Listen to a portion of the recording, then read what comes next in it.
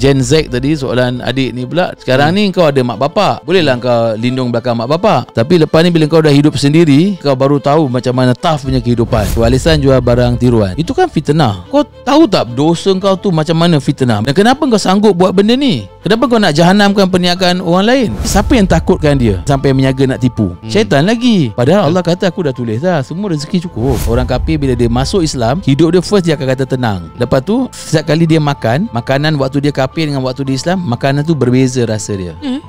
Hai, selamat datang ke Buat Saja Podcast. Podcast bisnes dan inspirasi on the way jadi nombor 1 dalam Malaysia. Di sini kami kongsikan real case study, real business, real story behind the scene daripada mereka yang berani buat, bukan sekadar cakap. Kalau anda belajar sesuatu daripada episod ni, jangan malu komen dan kongsikan apa yang anda belajar. Atau ada sebarang cadangan yang anda nak kami improve, kami sangat hargai. Kami buat bukan untuk viral, tapi untuk memberi manfaat kepada anda semua. Bukan mudah sebenarnya nak buat benda ni, tapi kerana sokongan dan semangat daripada anda, kami buat kasih jadi. Hari sekali, jangan lupa subscribe dan tonton sampai habis. Lawan tetap, lawat.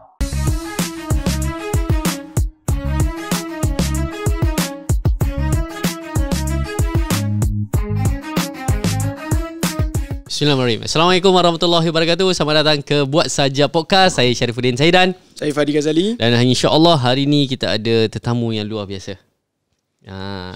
InsyaAllah. Dan kalau sebelum ni, dan tamu ni sebenarnya bukan kali pertama datang. Kali kedua. Yep. Yep. Cuma partner je yang berbeza. Orang yang main dia tu sama, tapi dia bawa partner yang berbeza kali ni. Dan kalau sebelum ni memang kita dah pernah sentuh pasal ibu bapa, tentang jaga bab 1. Saya misal lagi bab 1, dan memang banyak daripada video beliau memang pergi alhamdulillah memberi manfaat kepada yang tengok menerusi TikTok, menerusi podcast tersebut. So that's why kami berbesar hati sekali lagi untuk bawakan. Dan mungkin kita akan lebih go deep lagi. Saya akan yang pasti beliau lebih tuan lebih mengenali beliau. Jadi apa kata tuan yang ni sikit lah. Sekali lagi. Dia basically saya kenal dengan beliau. Dalam ramai-ramai orang ni kadang-kadang kita nak bersahabat, berkawan, belajar.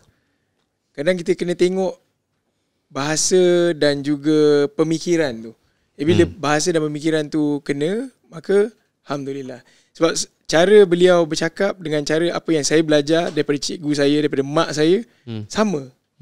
Which is ujung sekali ni, yang saya belajar semua selain daripada Allah, semua adalah asbab rezeki. Allah adalah pemilik rezeki. Jadi kena yakin tu kepada Allah bulat-bulat. Benda lain tu, bila mana Allah nak bagi pada kita rezeki, Allah datangkanlah asbab-asbab tu.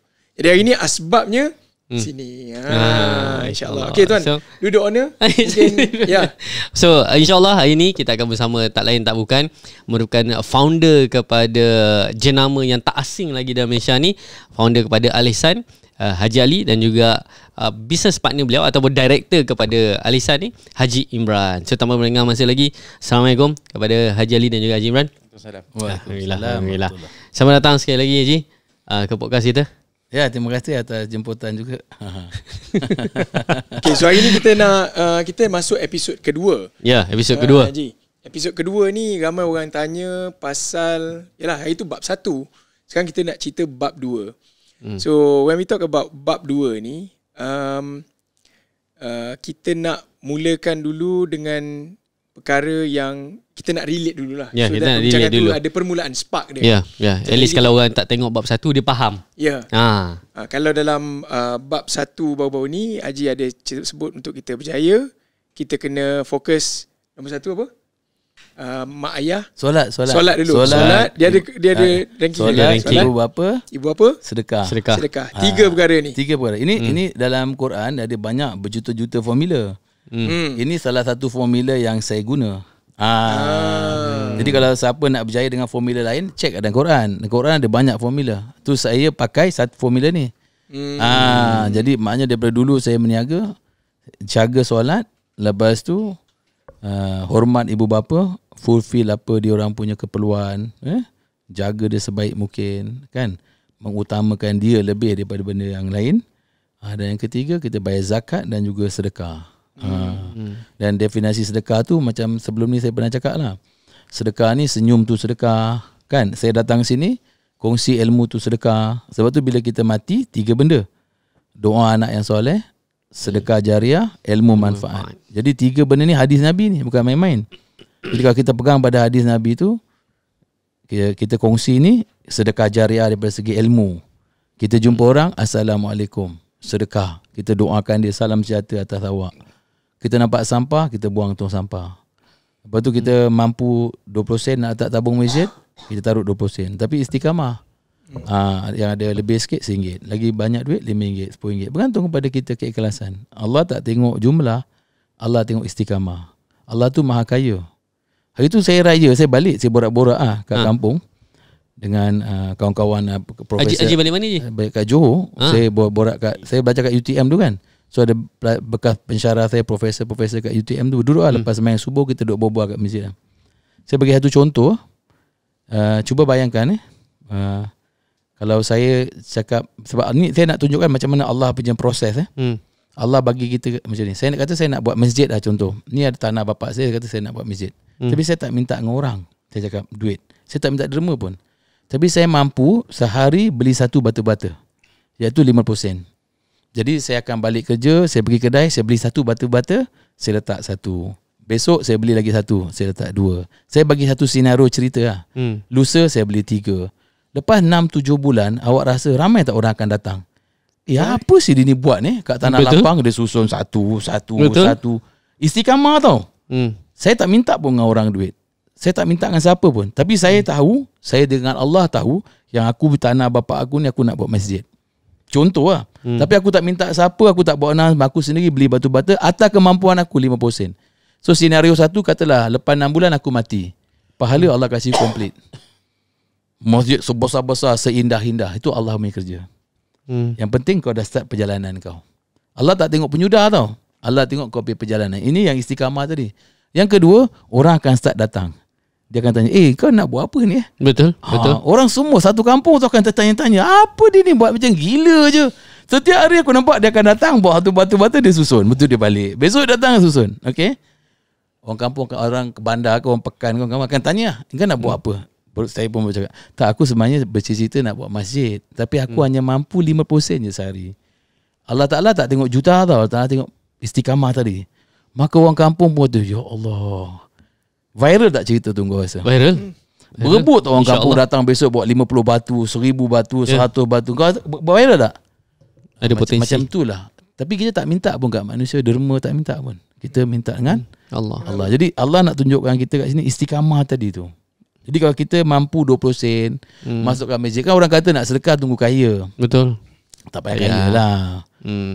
Biasa 10 sen mampu pun tak apa. Macam itulah. Kalau saya boleh tanya sikit lah. Dia masalah orang kita ni, dia dah dengar banyak kali sedekah, solat, buat baik pada ibu apa. Masalahnya dia tak buat lagi. Sebab apa? Sebab dia tak nampak result dia. Jadi macam mana kita ni, dia orang kita sekarang ni, dia nak nampak dulu. Contohlah, budak-budak zaman sekarang dia tengok, dia ni kaya beli kereta Ferrari ke apa. Dia buat ini. Jadi dia nampak bukti tu. Jadi dia seeing is believing. Jadi bila kita cerita pasal buat baik pada mak ayah, solat, ni benda-benda yang dia dengar daripada kecil tapi dia tak buat pun. Sebab dia lebih nampak benda yang ialah setan suruh dia nampak kan. Macam mana je? Kita nak percaya dulu baru buat, ataupun kita buat dulu baru kita percaya? Macam mana kita nak develop buat dulu baru kita percaya tu? Jadi sebab tu kita kena balik kepada Quran. Dalam Al-Quran Allah kata setiap satu rasul turun, nabi turun, hanya menyampaikan. Bagi orang tu dia nak dengar tak dengar bukan kerja kita. Sebab kita punya KPI ialah menyampaikan. Dan bila semua nabi, Allah dah tunjuk Nabi Nuh, dia sampaikan beratus tahun, anak dia pun tak ikut. So itu bukan kerja kita. Nabi Muhammad, pakcik dia pun tak. Betul. Kalau Nabi Lot, isteri dia pun tak. Jadi ini 400 tahun. Ini semua kita bukan dalam kekuasaan kita. Kita buatlah strategi mana pun. Sebab benda ni manusia tu sendiri nak ke tak nak. Kalau dia nak masuk syurga, dia akan berusaha cari jalan masuk ke syurga. Kalau dia memang nak masuk neraka, dia memang berusaha ke arah ke neraka. Dia tak boleh nak buat apa-apa dah. Jadi kerja kita ni hanya menyampaikan. Bagi tahu je. Bagi tahu. Result bukan kerja kita. Kalau kita nak ambil result, maka kita dah ambil kerja Tuhan. Sebab apa itu? Jangan kacau kerja Tuhan. Dalam dunia ni semua Allah dah taruh dia punya formula apa semua dah ada. Gravity berapa, jatuh mesti ke bawah. Kita jangan tukar jatuh ke atas. Lain semua formula fizik, kimia, semua Allah Taala dah setkan itu formula. Sunnatullah dipanggil. Jadi benda tu memang macam tu lah. Jadi kerja kita, Allah Taala kata, aku beri kau peluang untuk buat kebaikan dengan cara sampaikan. Dan kalau orang tu ikut, kita dapat saham. Kalau orang tu tak ikut pun, kita still dapat pahala yang kita menyampaikan. Macam itu. Jadi kalau dia tengok kepada macam yang awak cakap tu tadi tu, itu memang dia sudah berjaya, setan berjaya buat dia mengikut nafsu tadi sebagai Tuhan. Bukan Allah sebagai Tuhan. Dan mereka orang macam tu dia fikir jangka pendek. Dia fikir dunia ni sahaja. Sebab dia tak ada ilmu, dia tak nak belajar Quran. Sedangkan kehidupan dunia ni Allah kata sementara. Paling lama 60-70 tahun. So orang macam ni suruh dia pergi belajar, jumpa orang-orang kaya yang umur dah 70-80 tahun dah nak mati. Pergi belajar dengan dia, tanya orang-orang tu dia menyesal apa. Nanti dia akan cerita. Sebenarnya Ferrari, banglo tak ada nilai pun. Betul. Dan orang-orang tu akan menyesal. Jadi kena belajar dengan orang-orang yang macam tu. Suruh dia, baru dia masa muda, nafsu kita, orang muda dia bertuhankan kepada tadi yang dia rasa tu lah. Material yang kita nak. Dia nampak benda-benda tu. Sedangkan kalau orang yang belajar dekat Quran, tadabbur, dia akan nampak bahawa kehidupan yang kekal ialah ke akhirat nanti. Itu untuk orang bijak. Jadi dia buat apa-apa dia nak saham ke akhirat tadi itulah. Macam kita kata kita solat, jaga ibu bapa, itu semua saham ke akhirat dah tadi. Maka bila saham akhirat dia buat, dalam Quran kata, maka dunia ni dia akan dapat. Saya bagi dua contoh, orang A dengan orang B. Orang A ni orang Islam, beriman, bertakwa. Orang B ni orang kafir. Orang A dengan B dua-dua sedekah. Dua-dua Allah bagi balasan kat dunia. Dua-dua dapat. Dia ni sedekah RM1, saya ambil nilai lah. Allah bagi RM10 katakan. Orang A RM10, orang B pun RM10. Tapi orang A ni, dia ada manfaat dia dekat akhirat nanti. Orang B ni yang kafir, akhirat dah tak ada apa-apa lagi dah. Kosong. Dah kosong lah. Jadi dah tahu lah tempat dia kat mana. Sebab masa kat dunia dia tak kenal pun Tuhan dia. Siapa yang menciptakan dia. Dia tak taat pun pada pencipta Tuhan tadi. So itu Imran nak tambah? Okay. Silakan. Dia bila kita orang Islam ni, kita percaya satu benda yang lain. Dekat sikit je. Takut tak dengar. Kita percaya benda gaib. Allazina yu'minu bil ghaibi wa yuqimunas solata wa mimma razaqnahum yunfiqun. So bila kita yakin benda-benda gaib ni, Allah buat dunia ni, formula dia perfect. It is a precision engineering.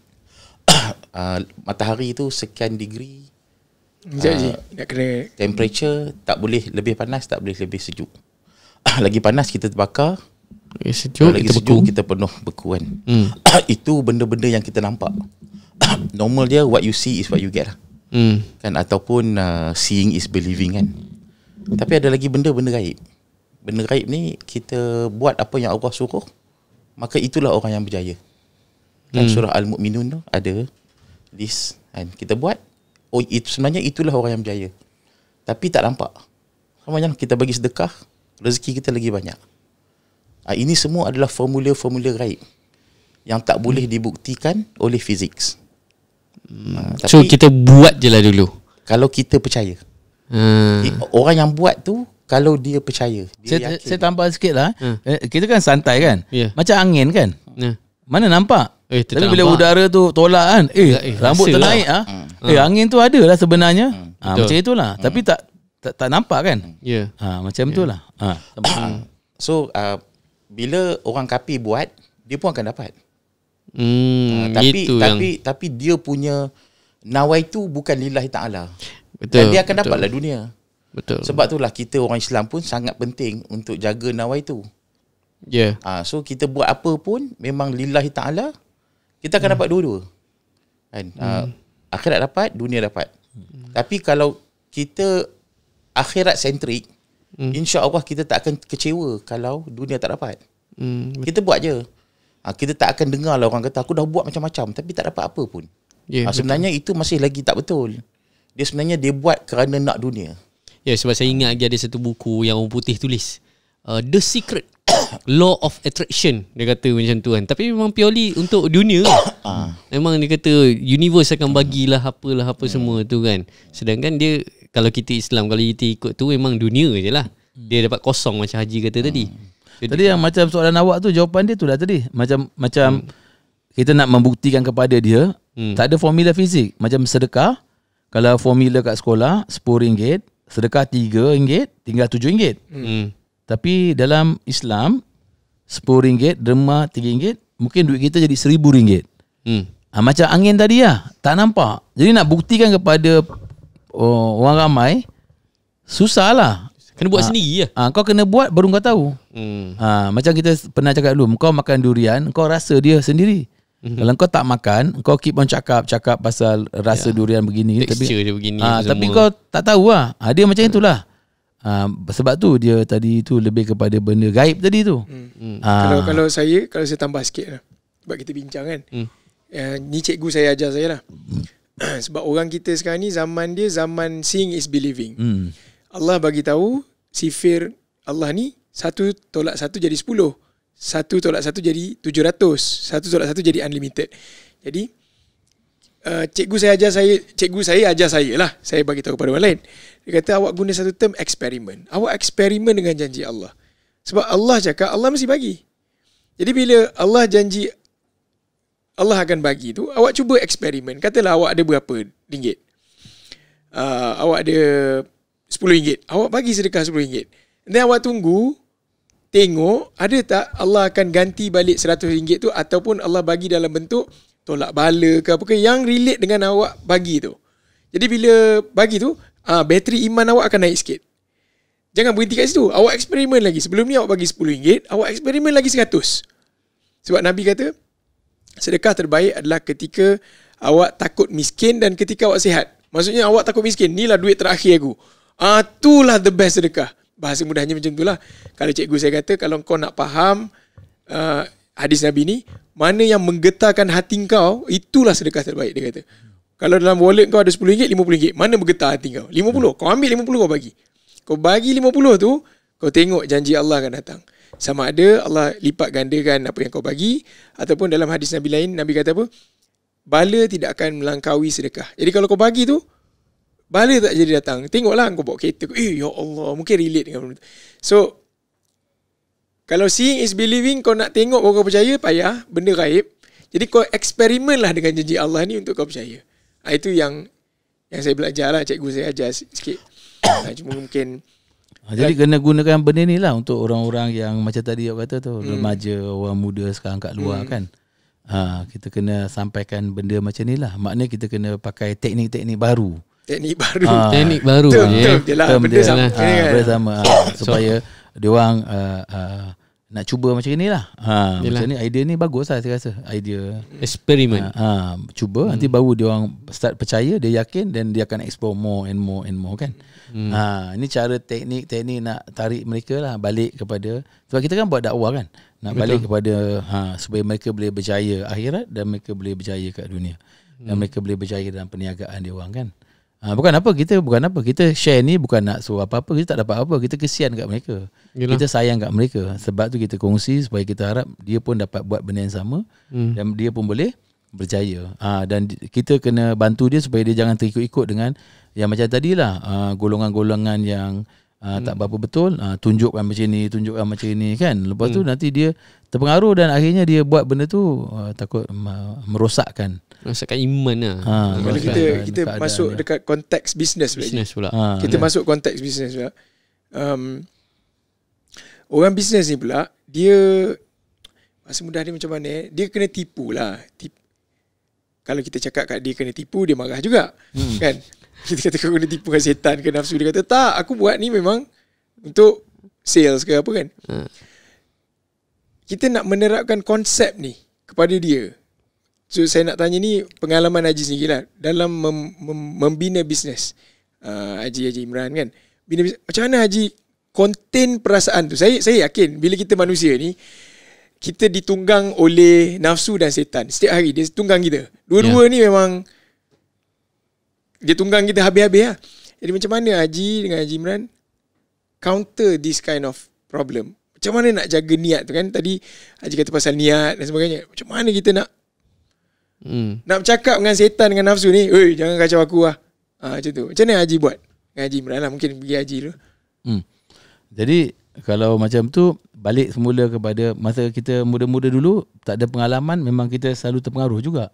Yalah, sebab buat bisnes mesti nak duit, mesti nak itu, mesti nak ini. Ya, dia ada on off tu lah. Jadi sebab tu bila kita jaga solat tu, dia boleh membantu perkara ni tak jadi serong lah.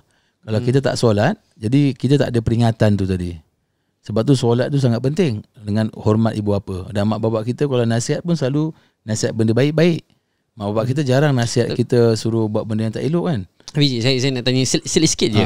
Kadang-kadang saya, kalau tanya saya, kadang-kadang saya tak berani sangat nak share masalah kepada ibu bapa. Sebab takut nanti macam dia yang serabut. Sebab mak saya ni kadang dia cepat risau pun sesuatu kan. Adakah masalah, semua masalah bisnes ada teknik lah. Macam mana tu je? Ada teknik. Kalau kita berserabut, kita cari apakah benda yang kita nak summary kan bagi kepada dia. Jangan semua cerita. Yang kita nakkan keputusan daripada dia. Mak, apa pandangan mak kalau gini-gini keadaan macam ni? Nanti dia kata, oh nak, jangan susah-susah. Rezeki kan Allah bagi. Dia punya jawapan yang ringkas-ringkas tu. Maksudnya summary kan dulu apa masalah. Dia selalu cakap, mak kita kalau nasihat, dia selalu bagi kita tenang. Jangan takut dengan keadaan hidup kat luar.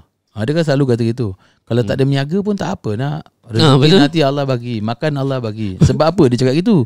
Sebab dia umur dah 60 tahun. Dia dah mengalami. Dia dulu ada anak 5, 6. Laki dia pun susah ke tak susah. Jadi dia tahu. Dia dah nampak dah benda-benda yang ajaib tadi.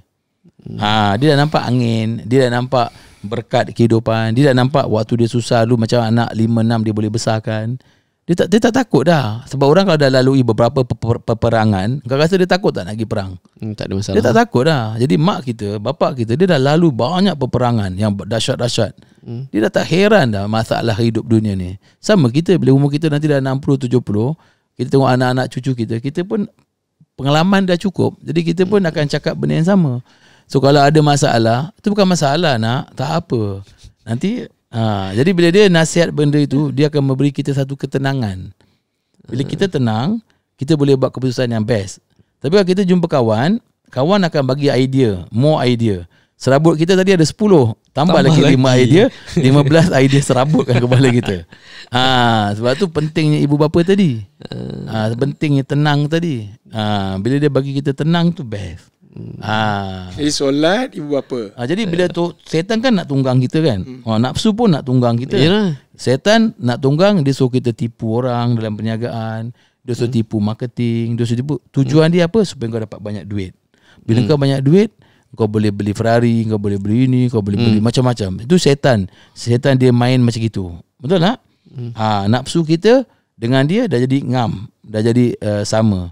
Tapi bila kita dah nak buat kelakuan tersebut, dah Zuhur, kau pun pergi semayang. Lepas semayang kau doa, ya Allah ampun dosa. Tadi aku tipu customer ke? Astagfirullahalazim. Kan? Nanti baru lagi kau nak mengapu dah asal. Kan? Jadi benda ni yang secara tak langsung ada bantu kita. Iblis tadi baru nak naik graf iblis, jatuh. Baru graf dia nak naik, jatuh. Lepas tu kau pula bicara dengan ibu bapa. Mak ni ada macam ni, mak jangan, benda-benda haram jangan, tak baik nak. Dia dah pergi perang, dia tahu benda tak baik, haram, jangan ambil, jangan tipu orang, jangan rasuah, jangan ini, jangan ni, semua jangan. Mak bapak akan nasihat kan. Lepas tu baru kita nak tunggang lagi iblis nafsu. Kita pergi sedekah pula. Bila sedekah, Allah pula bagi kita rezeki. Rezeki tu apa? Ilmu, kesihatan, keuangan, keluarga yang baik, anak yang baik. Semua rezeki lah. Rezeki kan sangat luas. Betul. Problem yang kita ada sekarang ni ialah masyarakat kita ni, dia punya vocab tu kurang. Apa maksud vocab tu je? Macam mana yang berani? Bahasa dia. Maknanya bila cakap rezeki tu, dia tertutup. Duit. Rezeki tu duit lah. Jadi rezeki tu luas. Jadi masalah ialah perkataan. Jadi kalau kita tengok antara banyak orang bergaduh pun dalam agama kita pasal perselisihan faham perkataan. Macam hukum-hukum fiqah lah, apa dia cakap maksud dia ni lain. Betul. Sebab bahasa Malaysia ni dia kurang. Vocabulary dia Dengan bahasa luas. Inggeris lebih banyak, tapi bahasa Arab lebih banyak, lebih halus, lebih terperinci. Jadi kalau orang Arab bercakap dalam salah satu benda tu, dia lebih senang nak macam faham dia punya tu. Tapi kita orang kurang. Jadi aku cakap rezeki, engkau punya faham tadi rezeki mungkin duit. Fadil faham rezeki mungkin kesihatan. Imran faham rezeki mungkin ilmu pengetahuan. Jadi semua orang faham lain. Tapi satu cerita rezeki. Jadi akhirnya aku gaduh dengan dia, aku gaduh dengan kau, semua gaduh. Pasal tak faham je pasal. Pemahaman berbeza. Jadi sebenarnya bila kita kata rezeki tadi tu, Allah tambahkan rezeki selepas kau sedekah, maka rezeki yang Allah tambah tu macam-macam. Allah bagi ilmu pengetahuan, Allah bagi perlindungan, syaitan nak masuk kat kita di tepis sebab kita sedekah tadi. Begitu. Jadi itu yang saya kata tadi, memang kita nak semua benda-benda ni. Tapi pasal 3 formula tadi tu menyebabkan kita di-guide lah. Okay. Saya nak tanya Haji lah kan. Tapi kalau kita ni ada dua, saya dengan Imran. Yelah, saya nak tambah sikit lah kan. Jangan tambah, nanti dia korap. Dia kena jawab dulu. Saya baru nak ni sikit. Tak jawab. Cara Haji personally, ni personal level lah. Sebab setiap orang ni macam saya bagi tahu tadi, ditunggang oleh nafsu dan syaitan setiap hari, setiap masa. Macam mana kita nak fight tu? Kalau niat kita lillahi ta'ala, kita buat je. Amal tu buat saja kan. Tapi sebelum buat saja tu, kita niat betul. Apa pandangan orang, kita tak kisah pun kan. Lepas tu bila kita ada banyak masalah pun kan, cerita kat Allah dulu. Itu yang penting. Itu yang best. Bila kita berniaga, best je, kita ada problem, kita cerita kat Allah. Tapi kalau kita kerja, kita kena cakap dengan ketua kita kan. Betul.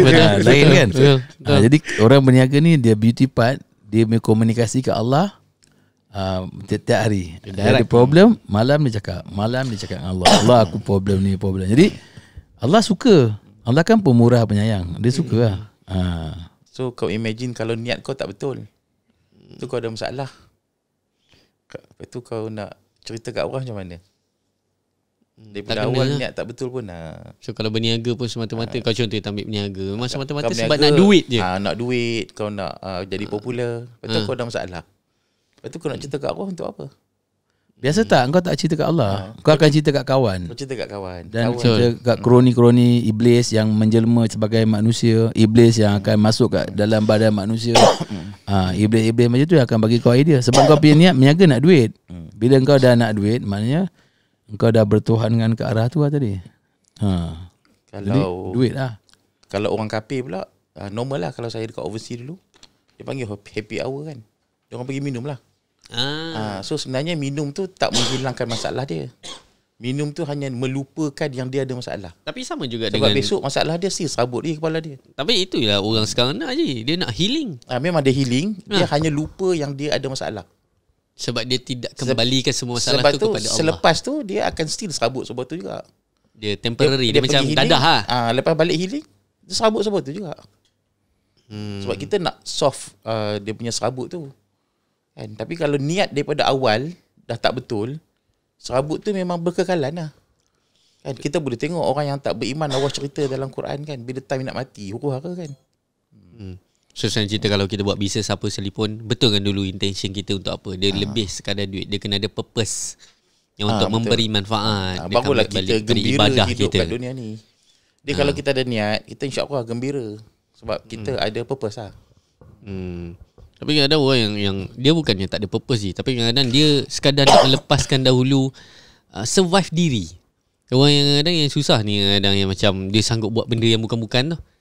Dia kena yakin yang hidup kat dunia ni, kalau kita orang Islam ni, kita seumpama penjara di dunia. Terang lebih sikit je. Hidup di dunia ni adalah seperti penjara kepada untuk orang Islam. So kalau kita dalam penjara, makanan dengan pakaian kita perlu risau tak? Memang tak perlu risau lah. Ada je lah. Memang Allah akan bagi. Alhamdulillah kita tak pernah ke bulu pun kan? Betul? Tak pernah. Yang kalau orang yang kebulu sekarang pun mungkin sebab perang. Ya. Kan? Kita kalau pasal kerja, normal life, insya-Allah rezeki ada.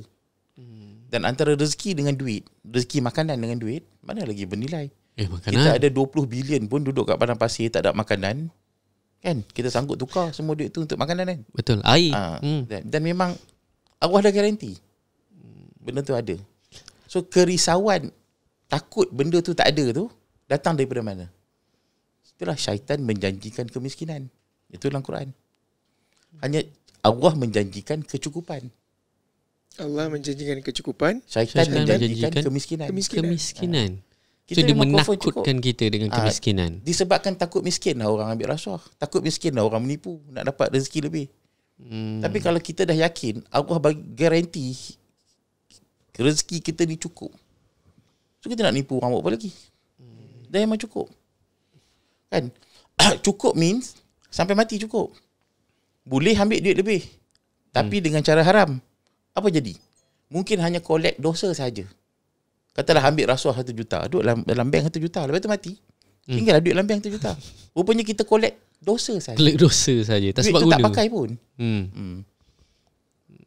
Tapi anda kata lah, contoh sekarang ni, duit kita banyak, alhamdulillah. Allah bukan sekadar bagi cukup, tapi dia bagi lebih. Adakah salah kalau untuk bisnes owner ni beli kereta mewah, beli kereta rumah besar? Tak salah. Tak salah. Tapi ada apa syarat dia ni? Dia nombor 1 lah nawai tu. niat. Niat dia. Kalau orang tu nawai tu dia nak dapat duit banyak. Lepas dia dapat duit banyak, dia buat apa?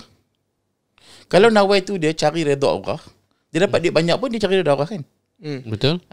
Betul tak? Tapi kalau dia dah dapat duit banyak, dia nak buat apa? Memang niatnya nak duit banyak. Dah duit banyak, apa lagi? So what? Purpose of life dah habis. Kan? Kalau dia niat nak dapat duit banyak je. Sama dengan orang niat dia nak jadi engineer je. Lepas tu dia jadi engineer. Lepas jadi engineer, Jadi apa? Dah tak ada purpose lah. kan? Dia mulalah rajin pergi karaoke. Kan? Sebab dia dapat apa dia nak. Dia dapat dah. Dia mulalah pergi karaoke dengan vendor, pergi dengan situ kan. Sama juga. Macam-macam satu macam dia buat kan. Sebab bagi dia engineer je. Tapi kalau dia ada engineer kan, sebab nak redha Allah, dia one of the pekerjaan. Jadi engineer, lepas jadi engineer kau rasa dia akan upgrade terhadap knowledge. Betul. Dia kan jadi engineer lagi baik. Boleh tak saya relate dengan benda yang sama macam business owner ni? Dia nak duit. So bila dapat duit, dia masuk comfort zone. So dia buat business dia macam tu je. Sebab dia tak ada pemikiran untuk membesar, dia tak ada pemikiran untuk pergi jauh. Sebab dia dah selesa. Sebab dia dah ada duit. Tak boleh. Sebab Allah suruh Nabi Sulaiman bekerja. Walaupun dah sekaya mana sekalipun. Siapa lagi kaya daripada Nabi Sulaiman? Paling kaya lah. Allah suruh Nabi Sulaiman bekerja kerana bersyukur. Dan Nabi Sulaiman buat bangunan-bangunan. Boleh tak Haji go deep lagi dengan bekerja kerana bersyukur tu je? Apa maksud Haji dengan bekerja kerana bersyukur? Dia macam sebab ramai orang dia kata I want early retirement secara awal, secara muda. Buat apa kerja-kerja ni kan? Kita ambil contoh ni lah. Kita ambil contoh solat lah. Mula-mula kita solat sebab bapak kita suruh lah. Terpaksa je. Kita pun solat. Lepas tu bila kita besar sikit, bapak kita suruh kalau tak solat dia nak rotan kita. Betul. So kita pun tak solat lah sebab takut kena rotan. Lepas tu bila kita dah besar sikit, kita solat. Tapi kadang-kadang main bola sampai terlepas kan. Tapi kadar lah kan. Kalau solat pun on and off and on lah. Ini semua level iman lah. Lepas tu sampai satu stage, kita solat memang confirm jaga betul-betul. Bila kita jaga kita punya solat, memang kita takkan miss solat lah. Kalau miss solat tu memang kita rasa hidup kita sangatlah tak lengkapnya hari itu. Ini level kita bertakwa lah. The last kali kita solat sebab kita bersyukur. Ini sebab Rasulullah SAW pun bersolat sebab bersyukur. Tidak bolehkah aku menjadi hamba yang bersyukur? Bila dia solat sampai bengkak-bengkak kaki kan. So samalah juga dengan apabila kita bekerja. Mula-mula kita nak cari duit. Sebab apa? Kita perlu makanan kan. Duit tu untuk makan. Nombor 2, kita perlu tu untuk diri sendiri. Lepas tu kita cari duit untuk tanggungan kita. Bukan untuk kita, tanggungan kita. Betul. Lepas tu ada orang cari duit untuk masyarakat dia. Dia sedekah semua. Last kali dia buat kerja kerana bersyukur. So kalau orang tu banyak duit sekalipun, dia akan stop tak buat kerja? Dia tak stop. Sebab dia kena buat sebab bersyukur. Sebab bila dia buat kerana bersyukur, maka akan ada tak orang yang dapat ilmu daripada dia? Staff as a minimum kan? Betul ada tak orang yang dapat rezeki disebabkan kerja dia? Betul. Bila dia dah tua, dia memang kaya tapi dia buat sebab dia bersyukur. Dia akan buka tak banyak network sebab dia dah ada network. Ramai orang tak boleh dapat manfaat. Nah, inilah bekerja kerana bersyukur. Sama yang tadi, solat kerana bersyukur. So jangan cepat masuk comfort zone lah. Tak boleh. Cerita. Comfort zone dia bukan jangan cepat, dia tak boleh dalam kubur. Aku tambah sikit untuk bersyukur tadi. Bayangkan kalau dia berniaga besar, duit banyak kan, dia sedekah. Nanti tahun depan dia untung banyak lagi, dia sedekah. Jadi itu kan tanda dia bersyukur kan. Betul. Maknanya, jadi kenapa dia nak berhenti? Kenapa perniagaan tu dia nak berhenti kan? So selagi dia bukan berhenti je. Dia maksud dia tak nak buat lebih. Sebab saya pernah jumpa seorang tu, dia kata aku dah dapat 1 juta sebulan, perlukah aku usaha lebih lagi? Sebab kalau aku lebih, nanti kena pekerja tambah, aku tambah serabut, tambah kilang, tambah itu, cukup lah. Itu kalau macam ni dia nak. Tak, kalau dia punya kefahaman, dia punya kemampuan tahap tu, dan itu pun dah okey lah. Sebab dia kemampuan dia tahap tu. Kalau dia paksa, nanti takut burst pula kan. Sebab tu benda ni sangat subjektif. Tapi macam Imran cakap tadi tu, bersyukur tu, apa maksud bersyukur tadi?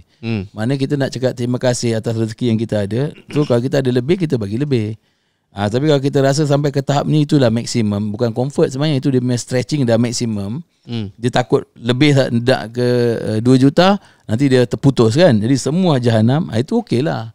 Yang penting bila dia dapat, dia sedekah, dia tolong kan, itu kan tanda bersyukur kan. Dia dapat bukan untuk kepentingan dia, tapi untuk masyarakat. Yang Imran cakap yang last sekali, dia buat tu untuk masyarakat. Untuk keperluan dia, keluarga, semua selesai. Last sekali dia berniaga, dia apa, dia hanya memikirkan tentang masyarakat. So kalau dia ada peluang untuk menambah lagi perniagaan dia, just continue. Kan? Bila dia dapat income, sebab keluarga semua dah cukup, diri dia dah cukup. Tapi bisnes makin banyak. Tapi yang lebihan tu bukan bebankan dia. Kalau beban janganlah.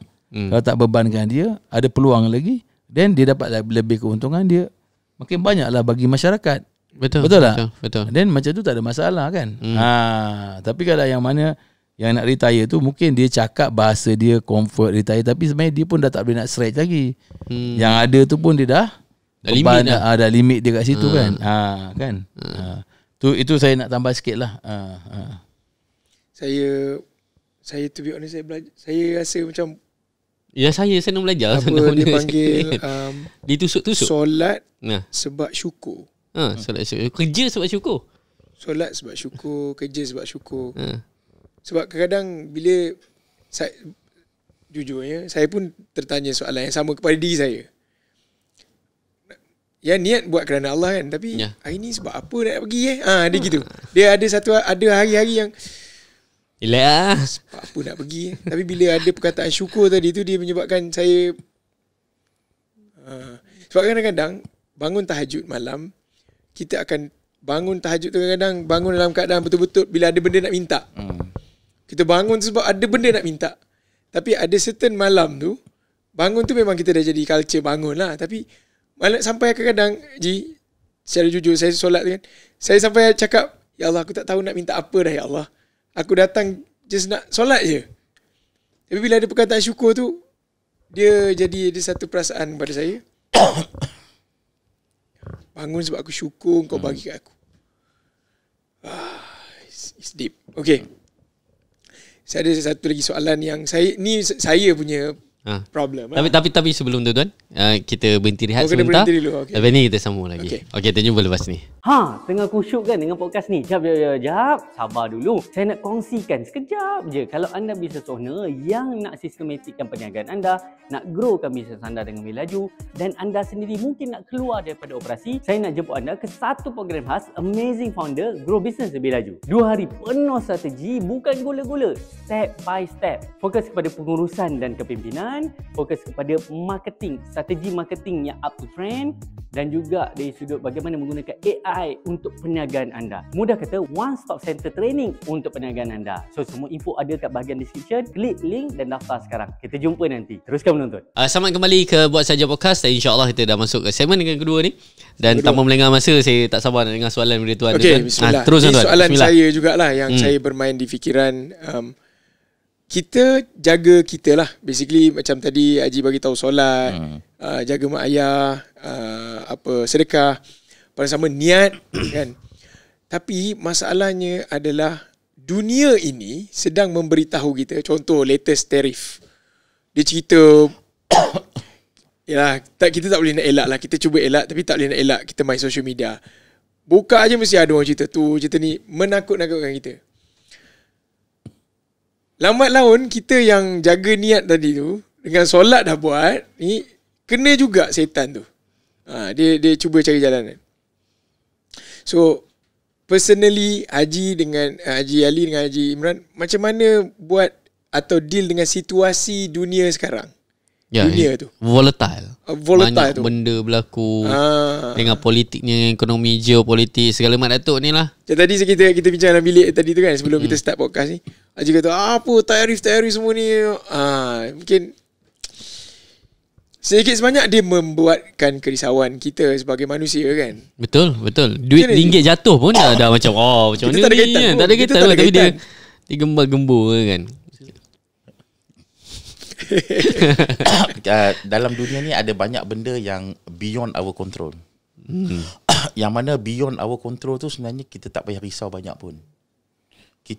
Yang pentingnya kita risau yang within our control. Within our control ni, kalau kita mati hari ni, apa jadi? That's within our control. Itulah yang kita nak kontrol. Macam hari ni, Tun Abdul Hamad Badawi pada kita bersiaran hari ni. Innalillahi wa inna ilaihi raji'un. Ramai orang terkejut sebab kita tak tahu dia sakit kan. Sakit apa tu tak tahu. Tapi orang yang paling terkejut adalah orang yang meninggal lah. Orang yang paling terkejut adalah orang yang meninggal. So last sekali kalau kita meninggal, kita lah yang paling terkejut. Kan? So yang pentingnya kita fokus apa yang kita boleh kontrol. Example kan, COVID, kita boleh kontrol tak? Ada mahu je. Tapi waktu COVID, ada tak company yang menjadi berbilion-bilion? Ada. Company sarung tangan, example kan? Ya. Usaha dia ke? Mentah tak, kan? rezeki dia. So samalah dengan tarif ni. Akan ada company yang akan jadi sangat kaya, akan ada lagi sangat miskin. Tapi bukan usaha kita pun. Dan kita pun tak tahu. So apa yang kita boleh tahu, kita boleh kontrol apa sajalah. Kita tak boleh kontrol tarif tu. Sebab ini adalah government. Dia boleh buat apa saja, kan? Kalau dia buat tarif tu untuk menguntungkan dia, itu antara dia dengan Tuhan je lah. Kan? Tapi kalau kita kan bukan sekadar tarif je, apa sahaja cabaran apa pun, saja, semua benda kita tengok yang kita lah, tak boleh kontrol. Apa yang kita takut, kita sibuk benda yang kita tak boleh kontrol. Benda yang kita boleh kontrol, kita tak sibuk. Ini menjadi bala kepada diri sendirilah. Kalau dari sudut bisnes kan, apa maksud Haji dengan benda yang in control? Out of control, kerajaan, tarif apa semua tu. Yang in control tu apa kalau dari sudut bisnes? Company kita. The way kita manage, kita punya kepimpinan, dan kita punya diri sendiri. Kita pun tak boleh ubah orang kan, tapi kita boleh ubah diri kita. Kita boleh ubah dengan doa. Haji pula macam ni Haji? Tak, saya tambah-tambah je. Boleh tak masalah. Saya tambah Haji. Saya pun hari ni belajar banyak juga daripada Imran. Jadi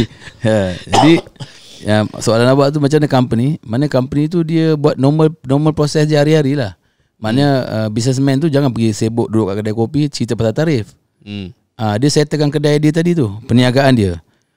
Dia punya P&L macam mana, cash flow dia macam mana, normal apa yang dia buat hari-hari tu. Servis dia macam mana, keadaan kedai dia macam mana nak upgrade kasih lebih cantik kan, servis dia macam mana, produk dia macam mana kan, macam tu lah. So dia tak sibuk pasal tarif. Saya khawatir bila orang ada hal macam ni, kedai dia tinggalkan, dia pergi duduk bincang pasal tarif, lepas tu dia kata bisnes aku sekarang slow Nanti orang slow kenapa? Pasal tarif lah ni. Pasal tarif tak ada kaitan pun. Tak sampai lagi angin tu kat Jepun. Dia rumah dia kata rumah aku dah roboh.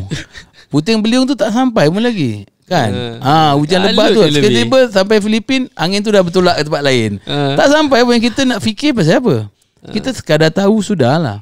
Tapi yang macam Imran kata tu, saya setuju. Kita fokus kita punya kerja harian yang kita boleh kontrol. Maknanya nanti bila tarif tu, angin tu dah sampai kat depan rumah kita, kita dah tahu ni akan kena, maka kerajaan akan buat announcement macam ni macam macam GST macam apa. Maka masa tu lah kita baru buat. Yalah. Benda invoice tiba-tiba kena dia. Baru kita fikir lah. Baru kita buat kan. Maknanya bukan tak boleh prepare awal. Kalau kau ada kecukupan tentera kau yang begitu besar, company kau begitu besar, dan kau boleh suruh dia orang, checkkan benda ni. Tapi kalau kita sekarang sedang bercakap, macam saya kata tadi, perkataan yang kita keluarkan ni vocab dia tak cukup banyak. Nanti businessman besar kata, alah, kita mesti prepare awal. Dia company beratus million revenue, kau ada beribu staff, kau prepare lah awal. Kau punya sukalah. Tapi yang kita nak cakap ni, mungkin audience kita peniaga kecil. Betul. Yang ada 50 pekerja, 30 pekerja yang tengah struggle kan. Bila dengar tarif dia jadi panik. Padahal tak perlu panik pun. Just relax kan. Kau jaga company kau baik-baik. Kalau makanan ke company kau makin sedap, kau buat kerja yang kau boleh kawal tu. Itu kau patut buat. Kebersihan kedai kau ke apa saja yang basic punya benda. Cost kau kena cutting ke kan. Investment kat mana yang patut baik kan. Benda-benda yang normal kau buat tu untuk memajukan syarikat dalam kau punya kawalan. Jadi kau jangan terpengaruh benda yang kau belum tahu dan kau pergi sibuk meeting pasal tarif tadi. Akhirnya kedai kau terceceh bukan pasal tarif tadi. Pasal kau dah tak fokus dah. Bos mana? Bos tak masuk. Dia pergi meeting pasal tarif. Kau faham tak? Padahal syarikat dia perlukan bos dia masuk untuk bagi direction, untuk bagi macam mana normal yang harian. Duit dah bank in ke belum? Rupanya kedai tu dah 6 bulan, 3 bulan, 1 bulan tak bank in duit kan? Bos mana? Bos tak fikir dah duit bank in hari-hari ada ke tak? Tak check account dah. Dia meeting tarif kan? Maka bankrupt tadi bukan pasal tarif, pasal dia dah tak involve daily operation tu. Dia telah ditakutkan oleh gambaran tadi tu. Sama juga soalan awak tadi. Saya diam jawab kata macam mana kalau orang tu desperate, dia meniaga, dia perlukan makan harian kan, dia perlu kehidupan kan. Jadi siapa yang takutkan dia, yang dia sampai meniaga nak tipu? Syaitan lagi. Betul. Jadi dia gunakan alasan kau tak meniaga, kau tak tipu, kau tak dapat duit hari ni, bini kau tak makan, kau tak makannya. Padahal Allah kata aku dah tulis dah, semua rezeki cukup. Kau takkan nak. Tapi dia lebih percaya iblis cakap. Takutkan kemiskinan, takutkan hari tu berniaga tak ada duit, takutkan tak cukup makan. Padahal kan tadi saya buka mukadimah cerita pasal batu bata tadi tu. Betul. Sebenarnya kalau kita faham benda ni, maka kita takkan terjebak pun benda-benda yang yang isu dia sekarang ni. Berdialog lah macam mana pun, selagi orang tu tak baca Quran, tak ada ilmu, iblis akan banyak bagi idea. Sebab iblis yang sama daripada zaman Nabi Adam, kat Quran dah terangkan macam mana dia tipu Adam, macam mana dia tipu Nabi Nuh, macam mana dia pengaruh Firaun, macam mana setiap rasul tu ada je iblis yang sama tu tadi tu, sehinggalah zaman sekarang ni tiba-tiba iblis yang tipu Firaun, yang dia tipu kita pula. Faham tak saya kata apa? Jadi dia punya pengalaman dah beribu-ribu tahun. Dan dia dah buat macam sekarang dia bagi Zionis bunuh orang-orang Palestin kan. Supaya nampak benda tu betul, benda tu baik, cakap dengan dunia kan. Jadi itu plan dia. Dan itu dia bagi idea lah. So Zionis pun ingat betul, dia ikutlah idea tu. Dia kata memang cara dia begini, kita nak kena ambil ini. Dia dapat idea. Tapi kita kan sebagai manusia, kita nampak Zionis buat tak betul lah. Memang betul. Mana boleh kau ambil tanah orang, kau bunuh orang betul ni. Kita nampak kan. Jadi sekarang satu dunia nampak. Betul lah Bani Israel ni kaki kacau lah. Daripada dulu pun Nabi-Nabi dia bunuh, Rasul-Rasul dia bunuh, kebenaran dia bunuh. Jadi Allah pun plan. Dia plan, iblis plan kan. Buat macam ni. Allah pun plan. Sebab tu kita kata kalau kita duduk apa yang Allah punya ajaran tadi, ikut Quran dan hadis, maka kita senang lah nak berbicara.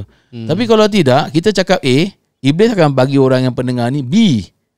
Kita cakap B, dia cakap C. Sebab iblis yang sama, dia dah ajar semua zaman-zaman 100 lebih ribu Nabi dia dah zaman tu dia hidup, 300 lebih Rasul punya zaman pun dia hidup. Jadi dia dah ada banyak experience macam mana. Zaman Firaun pun dia bagi idea. Dia menyesatkan Firaun. Tapi bila Firaun nak mati kat laut, baru dia nak balik menyesal, nak balik taubat. Kan dia punya idea juga. Kan dia gangguan tu memang continue. Jadi bila kita nak tolong masyarakat, banyak kita cuba nak sampaikan. Kita hanya boleh, macam saya kata awal tadi, kita hanya boleh sampaikan, tapi diorang ni sendiri nak kena fikir.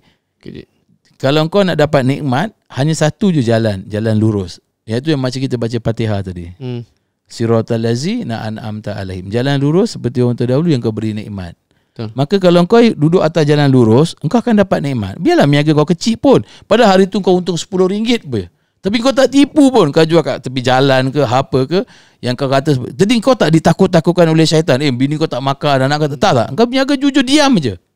Macam tadi Fadil cakap, dia derma RM50, RM10. Kan? Allah janjikan rezeki kau bertambah. Syaitan kata kau derma, kau miskin. Hilang duit habis. Benda tu je sebenarnya mainan dia. Tapi orang tak nak deep dive point tadi tu. Tak nak fikir, tak nak kaji. Dia baru masuk ke otak, sikit je dia cakap. Dia tak nak fikir, merenung, menghayati, masuk ke hati, memikirkan sedalam-dalamnya dan cuba. Tak nak. Dia baru fikir sikit je, baru fikir je meletup. Jadi macam mana? Jadi kita nak debate apa lagi dengan orang-orang macam ni. Dan iblis yang sama akan bagi dia idea. Cakap lagi dengan kita. Last kali kita banyak bercakap, tapi tindakan tak ada. Dalam Islam, sikit cakap, buat. Sikit cakap, buat. Sikit, buat. Jadi baru nampak result. Cakap, tanam. Dah 10 tahun. Pokoknya tak tanam lagi. Lepas tu gaduh mana hasil, strategi macam mana, ini macam mana. Meeting all the time. Meeting tarif. Meeting pasal tarif. Macam-macam meeting. Tapi tindakan tak ada. Orang tadi, dia cakap satu je, kau pergi tanam. Dia terus diam, tanam pokok. Orang ni dah 10 tahun meeting, dia ni tengah kutip hasil. Okay. Saya nak selit juga. Sebab sekarang ni kan, kalau kita cakap pasal cukup, kita cakap pasal ni. Tapi kalau kita tengok sekarang ni, kalau zaman saya, memang mak suri rumah. Most of the mak memang kasih rumah. Ayah aja bekerja. Tapi dalam keadaan sekarang ni, kalau kita tengok, suami isteri bekerja. Dengan atas dasar kos sara hidup, kos ini naik apa semua tu. Tapi Haji kata yang tadi tu adalah dia cukup. Tapi kos sara hidup tu mungkin syaitan kacau ke apa semua tu kan. Dia rasa macam tak cukup menyebabkan yang wanita ni kena kerja. Dan sekarang ni kalau wanita duduk kat rumah yang jadi macam kau di rumah, kau ada degree kot. Macam mana kita nak fahamkan yang kadang-kadang suami pun yang kena kerja lah yang. Macam mana kita nak fahamkan yang. So balik semula kepada kita tengok balik bila kita ada problem kan, dalam khutbah Jumaat dia kata jika ada masalah apa pun, dia kata baliklah kamu kepada Al-Quran dan hadis. Jadi bila ada soalan ni, first kali kita buka Quran lah dengan hadis. Apa jawapan dia? Yang cakap rezeki tak cukup, macam kau dah jawab tadi lah. Maknanya iblis syaitan yang akan kata tak cukup lah ni. Tugas perempuan apa? Tugas lelaki apa? Sebab tu benda ni kena jelas. Kalau perempuan duduk rumah, sebenarnya itu lebih penting. Sebab nak jaga anak tadi. Anak adalah aset yang paling besar. Bukan kereta, bukan rumah. Sebab tu bila kita mati, doa daripada anak yang soleh tadi. Jadi ibu penting untuk didik anak, bukan hantar anak rumah orang. Macam gitu. Tarif tadi dah settle Tarif. Tadi dah settle Aku kita takut fokus, tak. Kita fokus kerja kita je. Aku takut jangan kisah. Saya nak orang luar faham bahawa jangan kecoh-kecoh sangat. Nanti awak huraikanlah kepada orang luar, jangan risau sangat pasal tarif apa ni. Kita tak tahu apa Trump nak buat kan. Dia nak naikkan share dia, nak jatuhkan share dia, lepas tu dia orang nak tapau share market kan. Ini semua kita tak tahu. Dia nak collapsekan Amerika ke, dia nak startkan World War 3 ke. Ini dia orang punya plan. Kita jangan fikir. Kita jaga kita punya tu. Jadi yang tadi tu saya biar pandangan lah, dan saya punya tu lebih baik isteri sebenarnya dekat rumah. Bila isteri kat rumah, keberkatan, keharmonian tak cukup tu kenapa? Nafsu yang cakap tak cukup, riak yang cakap tak cukup. Kalau kita tahu cara atur kewangan, kalau gaji suami banyak ni, rumah macam ni, kenderaan macam ni, perbelanjaan macam ni, then semua akan cukup.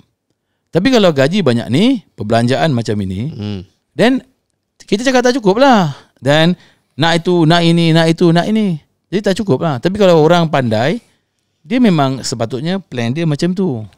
Dia kira lah, gaji aku banyak ni, kemampuan aku cukup ini. Jadi orang rumah, memang isteri sepatutnya sebaik-baiknya dekat rumah. baru dia boleh didik anak tu jadi champion. Tanya dada, tanya selera, tanya makan cili padi, apa kau apa suka lah. Tapi betul. Perempuan Haji bagi anak perempuan tu. Tak, dia bukannya tanya untuk lain, memang untuk kita belajar. Ya. Bukan, saya pun cakap belajar-belajar lah. Kita belajar lah kan. Sebab saya belajar daripada Haji Imran. Tapi tak lari juga. Ada perempuan ni memang kita tak boleh, perempuan kena sama macam lelaki, boleh bekerja apa semua. Tak lari juga yang perempuan yang nak gaya hidup macam tu. Dia nak, biarlah dia. Biar dia lah kan. Okey, saya ada kita. Tapi Imran nak tambah sikit. Yang perempuan tadi Kita baru hari raya kan, Aidilfitri. So sebenarnya kembali kepada fitrah.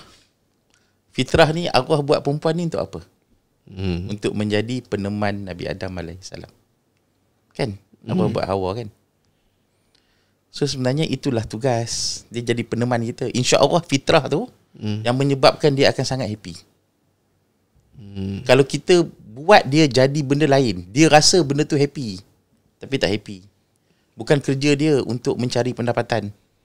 Kecuali kalau dia terkahwin dengan lelaki yang kurang mampu untuk menyara keluarga, maka dia pun terpaksa bekerja untuk menampung pendapatan suami yang tak seberapa. Itu cerita lain. Tapi kalau mampu, sebenarnya dia lagi shock. Jadi the queen of the house. Memang dia suka. Itulah fitrahnya. Bila dia buat benda yang tak fitrah, maka ramailah orang tak happy. Kita pun kalau buat benda yang tak fitrah, tak happy. Betul. Kan? Kalau tengok geng-geng LGBT tu tak fitrah kan. Ramai banyak yang mulut laser, mudi entah apa-apa. Betul. Sebab dia tak fitrah. Yang lelaki nak di perempuan, perempuan di lelaki. Sama je. Kehidupan kita pun sama. Siapa buat benda tak fitrah, habis. Jadi definisi dia tadi, yang saya tambah sikit lah, yang suami pendapatan rendah, isteri yang patut, itu perlu dikaji balik lah. Apa maksud dia tadi? Perlu dikaji. Apa pendapatan tu cukup macam mana, tak cukup macam mana kan? Ya, saya belajar sesuatu. Dan baru-baru ni pun saya ada pergi jumpa satu doktor ni. Doktor ni dia bahagian sakit, bukan sakit, dia bahagian untuk peranakan, untuk wanita bersalin dan sebagainya. Dia maklum dengan pada saya, sekarang ni untuk kes-kes yang melibatkan bukan perceraian tapi melibatkan masalah akhlak anak kecil mengandung. Umur 9 tahun dah start dah ada yang mengandung. Malah ada budak, kan nanti sebut universiti marah lah kan, tapi ada satu universiti awam ni memang couple datang nak tanya pasal keguguran, nak pasal yang lelaki tu sanggup buat kerja part time untuk menampung anak luar nikah. Dan saya yakin pasti itu salah satu puncanya daripada keluarga juga. Ya. Kan? Sebab dia comeback balik kepada fitrah. Fitrah tu. So fitrah tu yang perlu kita jaga. Jadi siapa yang promosi opposite fitrah? Barat orang kafir. Jadi dia tak nak Islam suruh balik pada fitrah. Sebab tu tadi awal-awal Imran kata orang kafir bila dia masuk Islam, hidup dia first dia akan kata tenang. Lepas tu ada seorang profesor bahagian pemakanan, sahabat saya, dia bila interview orang kafir, dia kata setiap kali dia makan, makanan waktu dia kafir dengan waktu di Islam, makanan tu berbeza rasa dia. Walaupun benda yang sama. Benda yang sama. Nikmat tu berbeza. Itu beza kita orang Islam. Jadi inilah fitrah. Tetapi barat, kan saya kata awal tadi, orang kafir, iblis masuk kat jin dan manusia. Jadi dia nak pengaruh kita, dia masuk kat orang kafir. Betul. Dan dia bagi orang kafir idea. Dia kata macam mana idea? Kehidupan sepatutnya macam ni.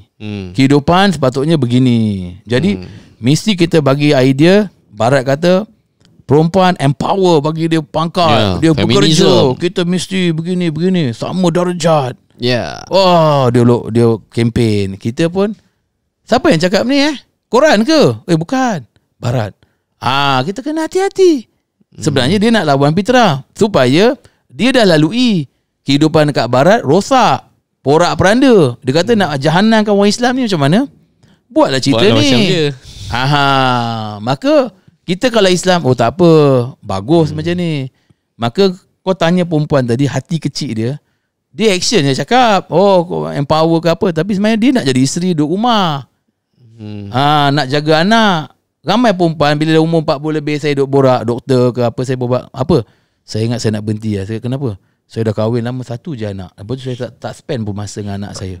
So habis masa kat hospital private. So saya bekerja, suami saya kerja, saya kerja, duit banyak. Tapi last saya tak dapat nikmat. Saya nak berhenti. Apa pandangan Haji? Saya kata bagus lah. Berhenti. Kau kerja sekali-sekali part time kan, boleh lah.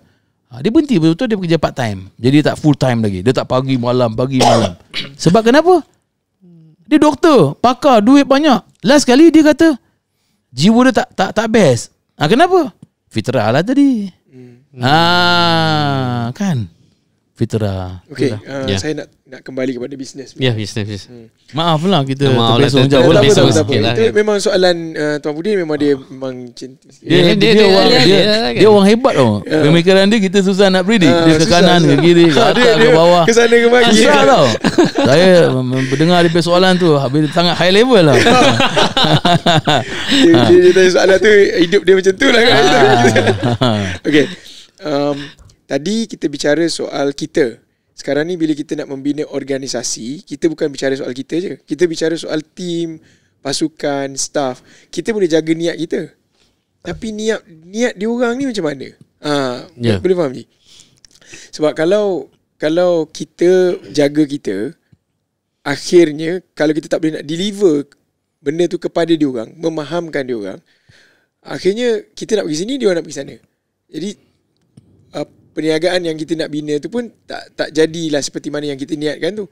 Sebab kita boleh jaga kita nak jaga orang tu macam mana?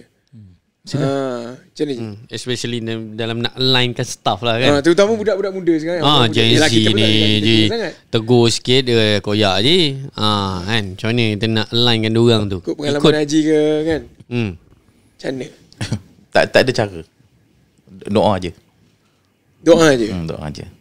Rasulullah SAW pun doa untuk dapat salah seorang Umar. Semuanya doa. Nabi Musa AS pun minta ke Allah untuk Nabi Harun bantu dia. So kalau kita anggap staff-staff ni adalah pembantu kita boleh doa je. Sebab hati-hati manusia ni adalah dipegang oleh Allah. Kita boleh dapat perfect hari ni kan, tapi lagi minggu depan dia jadi war. Ada orang suami isteri pun boleh berubah-ubah hati kan. Betul. Ini kan pula kita punya staff. So sebenarnya kita hanya fokus diri kita je. Tu termasuklah doa tu sebenarnya fokus diri kita. Ada spesifik doa je. Dia doa ni doa. Okey, doa semua yang Rasul-Rasul doa. Salah satu doa, ya Allah, aku serahkan segala urusanku kepadamu ya Allah, kau tentukanlah ya Allah. Janganlah biarkan aku yang tentukan walaupun sekelip mata. Itu salah satu doa. Kau doa-doa ni semua yang apa yang Rasul doa. Rasulullah SAW doa, Nabi Yunus doa, Nabi Adam doa tu ada dalam Quran semua. Semua ada dalam Quran. Dan doa tu simple. Doa memang simple. Kalau doa yang direka oleh ustaz-ustaz ni, kau akan sangat panjang lah. Panjang kan, ni. Doa kau duri kahwin pun tengok doa kan. Panjang. Padahal tak, doa ni sebenarnya ni concise. Saya nak dapatkan kita kena doa lah dapatkan staff yang baik. Staff yang baik. Staff yang memang ingat Tuhan jugalah. Betul. Dan kau kena pastikan dah bagi Quran supaya staff kau baca, faham dan amal. Kan kau doa tapi kau tak bagi Quran kat dia kan. At least kau bagilah kan, supaya dia baca, faham dan amal. Sebab kita guidance pun by Quran kan. Kalau saya tambah sikit boleh?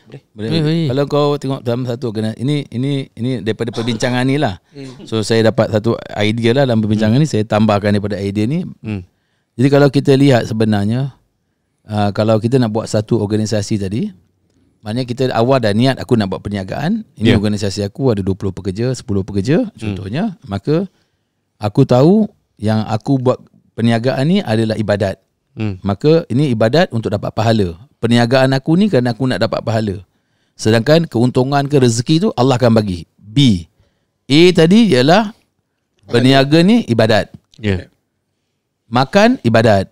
Kita minum air ni tadi, kita mulakan dengan bismillah, habis minum alhamdulillah, ibadat. Satu lagi aku minum air tak baca bismillah, dia tak jadi ibadat. Jadi iyyaka na'budu wa iyyaka nasta'in. Hanya kepadamu aku abdikan diri. Mana abdikan diri 24 jam sehari semua ibadat. Datang kerja ibadat, niat kita ibadat. Mandi ibadat, minum air ibadat, makan ibadat. Semua kita buat tu ibadat kerana nak dapatkan pahala daripada Allah. Betul? Betul. Lepas tu kita pergi sembahyang Zuhur, ibadat. Betul tak? Jadi perkataan ibadat tu untuk orang awam dengan ibadat tu solat je. Ibadat puasa. Again masalah perkataan. Padahal ibadat tu minum air ibadat. Jadi dia kata kita sembang ni ibadat ni. 24 jam sehari hidup kita ibadat. Malam nak tidur, ya Allah aku nak tidur ni kan. Kerana engkau tu bangunkan aku pagi, nanti nak sembahyang tahajud ke, nak sembahyang subuh, pergi surau masjid, doa. Lepas tu Nabi ajar nak tidur bacalah bismillah, baca qul huwallahu ahad ke kan. Lepas tu doa pada Allah. Jadi tidur tu jadi ibadat. Jadi kita kok malaikat tulis pahala. Dengan satu lagi tidur tak ada doa, tak ada apa. Tak jadi ibadat. Orang kafir tidur pun tidur. Betul. Tapi tak dapat pahala. Ke akhirat dia tak dapat pahala. Kita orang Islam champion, tidur dapat cok pahala dapat. Nampak tak? Jadi bila kita berniaga, kita dah fokus berniaga. Aku ibadat. Aku nak jual buah rambutan dekat Kuala Lumpur. Orang Kuala Lumpur tak ada pokok rambutan. Nak ambil daripada kampung jauh, dia nak pergi jauh, dia aku bawa buah tu aku jual kat sini. Jadi aku jual rambutan tadi ibadat. Betul tak? Betul. Jadi mudah tak untuk kita balik kerja? Rambutan. Teringat kampung kita jauh kat Johor, Batu Pahat ke, Muar ke kan. Mana-mana kita ada kebun rambutan, beli untuk anak. Jadi orang tu dah memudahkan kita kan. Betul. Kita pun happy. Belilah rambutan. Maka orang yang jual rambutan tu dia ibadat. Dia memudahkan kita tak payah balik kampung. Kita pun alhamdulillah. Betul tak? Ibadat. Maka perjualan dia tadi tu, transaksi dia pun jual dengan amanah. Macam kita semayang, Allahu Akbar. Aku tak nak baca Fatihah lah kat pertama. Nak tipu Allah. Buat apa baca Fatihah? Turut Allah sujud. Jadi kita nak tipu. Dah tak amanah dalam solat. Maka macam mana nak dapat tanda ibadat pahala tadi? Zakat. Patut kena bayar 10,000. Tipu Allah bagi 1,000. Kan? Macam ni ibadat. Jadi sama je bila kita berniaga ibadat, kita tak tipu orang. Orang datang kita jujur. Rambutan mana? Batu Pahat. Manis. Boleh cuba. Sederhana nak cakap pun tak boleh. Cuba. Harga ini. Ada rosak. Adalah dalam tangkai ni 1-2 mungkin ada rosak. Macam ni. Isu macam susun batu bata tadi. Bila kau jujur amanah kan, kau cakap terang. Customer tu yang Allah gerakkan hati dia. Berdekat kanan, kiri, atas, bawah. Berapa? RM8. Ambil RM10. Keep the chain. Dia jujur. Faham tak? Ada rosak. Ada bang. Ni bang kat bawah-bawah ni 2-3 ni macam tak apa elok abang. Kalau nak saya buang. Tak apa saya ganti. Orang yang dengar tu bila kau jujur, dah hati dia lain tau. Betul. RM20 pun dia bagi. Sebab engkau ni lain tau. Gila tau. Kau ni baik orang kau. Aku suka orang macam kau. Berbanding orang asyik tipu kan dengan kita. Kita paling fed up orang tipu kan. Betul. Okey, itu satu kan. Bila dia dah faham benda ni ibadat, maka bila dia ada organisasi tu bila dia cakap, dia tak adalah cakap macam orang kata nak hentam dia orang gila-gila kan. Cakap dia pun ibadat. Dia pun ajar ibadat. Dan dalam organisasi dia pun, dia solat, semua pergi solat. Macam Imran kata, dia bagi dia orang Quran. Bagi dia kefahaman yang kau kerja ni adalah ibadat. Maka 1-2 orang berhenti. Allah, aku doa biarlah dia orang ni baik. Tu minta doa, Allah hantar lagi. Tapi rupanya bila kesusahan yang berlaku dalam organisasi tu, sebenarnya Allah Ta'ala nak train kita supaya belajar sabar, belajar syukur, belajar kalau susah ni kita kena tambah macam ni, kita kena buat ni. Sebab apa? Nanti bila kesusahan waktu kecil, nanti bila kita dah besar nanti, kita dah get ready. Tapi kalau kita kecil tadi, kita pun tak nak ada kesusahan. Ada kesusahannya kita stress. Memang company kita tak boleh besar. Dia memang Allah kata, okay, kau punya qualification tak banyak ni lah, zakat ni je lah. Satu kedai rambutan, itulah sampai kau tua, sampai kau mati. Sebab kau lebih sikit, kau dah stress. Tapi kalau kau ambil, take it positif, tak apa. Kau berhenti, okay, aku ambil orang lain. Usaha lagi. Pelan-pelan. Betul, keep on semayang, keep on doa, keep on respect mak bapak. Kan? Nanti momentum tu jalannya. Nanti kau punya knowledge akan bertambah. Kan rezeki tu kan luas. Knowledge kau bertambah, pengalaman kau bertambah, semua tu akan bertambah. Maka organisasi kau pun akan menjadi semakin lama semakin baik. Macam gitulah. Jadi sini akan naik, sini pun akan naik, dan rezeki Allah Ta'ala akan hantar. Sebab Allah Ta'ala akan bagi rezeki tu kan. Tapi kalau ada orang jumpa kau, dia kata saya berniaga dah buat ni tak berjaya. Tengok apa perniagaan dia. Rupanya perniagaan dia haram. ada barang syubhat, memanglah Allah Ta'ala sayang, tak naklah bagi. Tapi barang dia benda halal, benda baik, benda, biasanya kalau kita ikut formula yang Allah bagi, jarang benda tu dia selalu akan berjaya. Itu saya daripada segi saya bertambah sikit-sikit lah. Untuk organisasi. Okay, kita masuk tadi tentang organisasi kan. Kan kita dah doa dan kita dah usaha apa semua tu, dan macam buah dia mesti ada satu dua yang tak elok. Sama dengan staff ni kadang-kadang kita mesti ada juga yang mungkin ada masalah toksik ke, yang tak kena ke, kita suruh buat A, dia pergi buat B, kerja patutnya siap macam ni, dia lambat dan sebagainya kan. Sepanjang Haji menguruskan Alisan ni, how do you handle those kind of stuff? Haji tu buang ke, Haji panggil training ke, Haji nasihat ke, how do you handle? Pesan kebaik ke? Yang staff-staff masalah ni. Kalau ikut nafsu memang marah, geram kan. Dia sebab saya ingat satu kes, minta maaf Haji. Saya ingat satu kes lagi, Haji pernah cerita ada orang tu belanja 40,000 ke berapa puluh ribu dah. Lepas tu Haji kata kau pergi beli pizza. Cuba cerita itu je. Macam mana?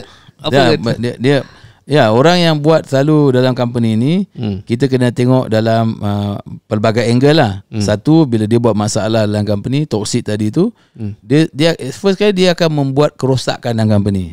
Dia menyebabkan kerugian. Kerugian. Bagi orang kita kat Malaysia, bila kata kerugian, dia tak nampak value tu. Dia nampak, aku cakap kau buat macam ni rugi 30-40 ribu tau. Kesilapan kau macam ni rugi. Tapi bila bab rugi tu nak tunjuk dia, bab makan, bila saya kata kau pergi beli pizza 10, kau pergi buang dalam tong sampah, membazir. Aku cakap membazir ni baru berapa? 300-400. Kau rugi 30 ribu tau. Macam itu lah nak kasih dia faham. Tapi sebenarnya bila dia buat masalah dalam organisasi, first kali kita tengok kita lah. Kita tengok diri kita dulu kan. Allah Ta'ala nak uji aku ni, aku punya level of kesabaran terhadap budak ni. Dan yang kedua, aku pun sebenarnya tak monitor betul detail kat budak ni. Dulu aku bagi full kepercayaan, biar dia buat. Jadi dari situ kita perbetulkan dululah. Yang ketiga, kita panggil dia, kita bagi dia training lah. Yang salah macam mana nak betulkan. Kalau tak boleh, nanti yang keempat, kelima, kita terpaksa keluarkan dia lah. Dia mesti ada step lah. Dia tak ada terus melenting, aku buang kau lah. Dia tak boleh. Kalau kat Malaysia kau terus buang, kau kena saman. Pejabat buruh dia ada cara dia. Amaran pertama, kedua kan. Ataupun kau bagi dia satu compensation, so dia keluar ke macam tu lah. Dia ada undang-undang HR lah. Saya pun ada HR, dia pandai lah bab-bab ni. Saya tak berapa pakar lah, dia tahulah. Yalah, tapi kita kena cepat detect dia orang lah. Jangan biar dia orang dekat dalam syarikat ni merugi. Mungkin Imran ada nak tambah? How do you handle? Dia masalah ni sebenarnya adalah ujian. Macam-macam kan. Masalah dengan staff pun stres. Masalah dengan saudara mara pun stres. Kadang-kadang masalah dengan saudara mara lebih stres daripada masalah dalam bisnes. Dia lagi teruk kalau saudara mara ada dalam bisnes. Betul. So last kali dia punya after effect tu. So bila kita panggil ni ujian ni hanya berlaku kepada orang yang hidup. Kan? Hidup ni ada kena-mengena dengan masa. Semua orang ada umur masing-masing kan, 65 tahun, 70 tahun. So demi masa semua orang rugi, kecuali beriman. Kau dah settle iman kau yakin rezeki semua kan. Lepas tu kau kena amal mesti soleh. Amal soleh. Ada orang buat amal soleh tapi tak beriman, tak jadi lah. Kan. Lepas tu kita always buat benda benar je. Kita cakap benda benar, pesan benar. Ini saja kita boleh buat. Lepas tu Allah uji, tengok kita sabar ke tak. Sebab that's the last one. Sebab Allah uji untuk kita dapat sabar. Allah ni Maha Pemurah, Maha Pengasih, Maha Penyayang. So semua masalah yang kita dapat ni adalah masalah yang tepat, precision engineering untuk orang tu, untuk dia sabar. Kalau dia tak sabar, sebenarnya dia ada masalah. Dia mesti boleh sabar. Sebab Allah hanya uji ikut kemampuan dia je. Allah tak uji kita seperti mana Allah uji orang Palestin sekarang. Sebab kita cak ayam dah sikit kot, kan? Tapi Allah akan uji kita based on apa yang kita mampu je. So setiap orang ada kemampuan masing-masing. Dan kena tahu ni semua adalah ujian untuk last kali kita sabar. Dan sabar, bila kita sabar, kita tak buat kerja reckless kan. Emosi kita boleh kontrol kan. Maka kita ada step-step lah untuk orang yang kita nak deal dengan orang. Deal dengan orang toksik ni adalah dia punya step by step kan. So sampai last kali kau boleh je suruh staff tu berhenti kerja, cari kerja lain. Dan dia pun akan dengan happy. Sebab mungkin kita adalah organisasi yang main badminton, dia hanya pakar main hoki mungkin kan. So, kalau dia berhenti tempat kita, dia akan cemerlang di tempat lain. Ya, boleh jadi. Tapi kita sebagai human to human, we are friends. Kan cakap kira kita tak sesuai dalam organisasi je. Tapi dia boleh keluar untuk kerja tempat lain lah. Cuma kalau saudara mara tak boleh. Kan, itu memang blood brothers kan. Brothers, memang kira technically memang dah ditakdirkan. Itu kau kena sabar je lah sebab kau tak boleh buang. Tapi kan? Mungkin kita boleh repositioning kan balik. Reposition kira pandai lah how to handle. Bila kita sabar kita minta doa kat Allah, kita pandai lah handle. Sebab akan ada orang yang dapat adik-beradik yang toksik. Betul. Tapi kita kena relax kan. Kita kena fikir macam mana nak buat supaya emosi dia tu tak mengganggu kita. Kita relax macam tu lah. Betul, dia cakap tadi dia berpandukan pada surah Wal Asri tadi. Wal Asri. Yang dia cakap takut nanti pendengar tak tahu kan. Yang Imran jawab tadi. Dia berpandu pada surah Wal Asri. Jadi Wal Asri kan semua rugi kecuali orang beriman. Jadi bila dah beriman maknanya dia yakin dan dia beramal. Amalan dia apa? Buat perkara-perkara kebaikan. Dia beramal kan. Lepas dia dah beramal, dia menyampaikan. Menyampaikan perkara yang baik. Betul kan? Mencegah. Last sekali sabar. Jadi dalam organisasi tu dia kata tadi, dia pakai ayat tu, last kita kena sabarlah. Toksik tu kita kena sabar. Dan dari sabar tu kita pun dah tenang. Bila kita sabar kita tenang kan. Dan kita ada idea yang baik untuk ambil tindakan. Tapi kalau kita tak sabar, kita akan marah. Macam kita cakap tadi, bila jumpa mak kata tak apa, kita pun rasa tenang. Bila orang tenang, dia rational tindakan dia. Bila orang tak tenang, dia akan marah. Bila marah, tu jadi musuh dengan dia. Jadi benci, jadi gaduh, jadi apa. Maka dekat situlah setan suka. Best, kau dah gaduh, kau dah ini kan. Best. Lepas tu setan masuk kat dia, maki kita lagi. Kita geram lagi dengan dia. Kau rugikan aku, kau lagi gaduh. Tapi lepas tu kita dah lupa. Sebenarnya rezeki tadi Allah yang akan bagi, bukan budak ni bagi. Kan? Jadi dia punya puzzle tu nak kena susun betul-betul lah. Kena must be very clear. Dan baru kita akan rasa tenang je. Mentadbir dalam syarikat kita pun kita akan rasa tenang je. Alhamdulillah sekarang ni kalau kita tengok Alisan je, berapa tahun dah Alisan Haji? 31. 31. As of now berapa cawangan? 118. 185. 186 dah. Haji ada nampak ke perbezaan sepanjang 31 tahun Haji dari sudut karakter staff yang berbeza tu, maksudnya dari sudut generasi tu? Staff dulu dengan staff sekarang ni memang beza ke cara kita nak train diorang ni? Cara nak layan diorang? Dulu dia sekarang ni panggil sebagai generasi strawberry apa semua tu kan. Adakah memang Haji nampak perbezaan tersebut? Memang nampak lah. Macam dia punya, sebab keadaan sekarang berbeza dengan keadaan dulu. Sebab sekarang kan semua banyak teknologi. Jadi dah budak-budak sekarang dah tak macam orang dulu lah. Orang dulu tak ada teknologi. Jadi dia memang guna kudrat dia, kekuatan dia kan. Ilmu pengetahuan dia pun kurang. Budak sekarang, kalau dulu punya orang dia kerja dekat Johor, dia tak tahu kat KL ada jawatan kosong. Jadi dia duduk kat Johor lama-lama kan, sampai besar. Kau marah tak marah pun dia duduk. Orang sekarang dia tekan je ni, satu dunia ada jawatan kosong. Kan. Lepas tu yelah, fasiliti sekarang kan berbeza dengan dulu kan. Jadi maka diorang ada banyaklah diorang punya demand dia lah untuk demand lah so-callnya demand lah demand dia orang lah. Dia nak tempat kerja yang selesa, pressure yang rendah, dia nak comfort. Lepas tu kan mak bapak pun dah train dia sebelum ni kat rumah kan selesa. Yang masa zaman kita kecil-kecil dulu kita susah. Betul. Tapi anak kita sekarang kan dah senang. Rumah dah ada aircon contohnya. Tiba-tiba pergi sekolah pun selesa, semua selesa. Makan pun dah ada macam-macam tempat yang aircon selesa. Jadi semua perbelanjaan dah. Jadi dia punya level kehidupan dah meningkat tinggi. Tiba-tiba kau cakap sekarang kau jadi petani. Cangkul kan panas. Memang tak. Tanah kan. Jadi tak berjayalah. Siapa pun kata nak jadikan pertanian, nak jadikan apa, susah lah. Jadi budak-budak ni sebab ditrain oleh mak bapak, oleh kerajaan, oleh apa, dah ke arah macam ni. Jadi dia jadilah macam generasi sekarang. So kita kat company kena buat some adjustment lah untuk menggunakan mereka. Sebab dah semua gerak ke arah sini kan. Dia develop manusia ni jadi ke arah macam ni. Tapi kalau kat separuh negara maju macam Jepun, kalau dia select budak untuk petani, dia akan select petani. Dan government dia akan support apa-apa jadi petani. Jadi petani dia jadi yang kaya raya dalam pertanian. Dia tak macam kita bantai semua sekali dalam sekolah. Tak. Dia ada ni engineering. Maksudnya daripada daripada awal dia orang dah select mak bapak dia petani. Jadi anak dia macam dia dapat special apa scholarship, dapat ini. Dia mengagungkan gitu. Sebab tu Jepun kata buah dia macam pattern. Ada buah 4 segi, ada buah bulat. Dia ada macam-macam kajian. Dan buah-buah dia manis. Lepas tu buah dia hantar pakai kapal terbang, fresh. Dia tak pakai macam kita spray-spray ubat.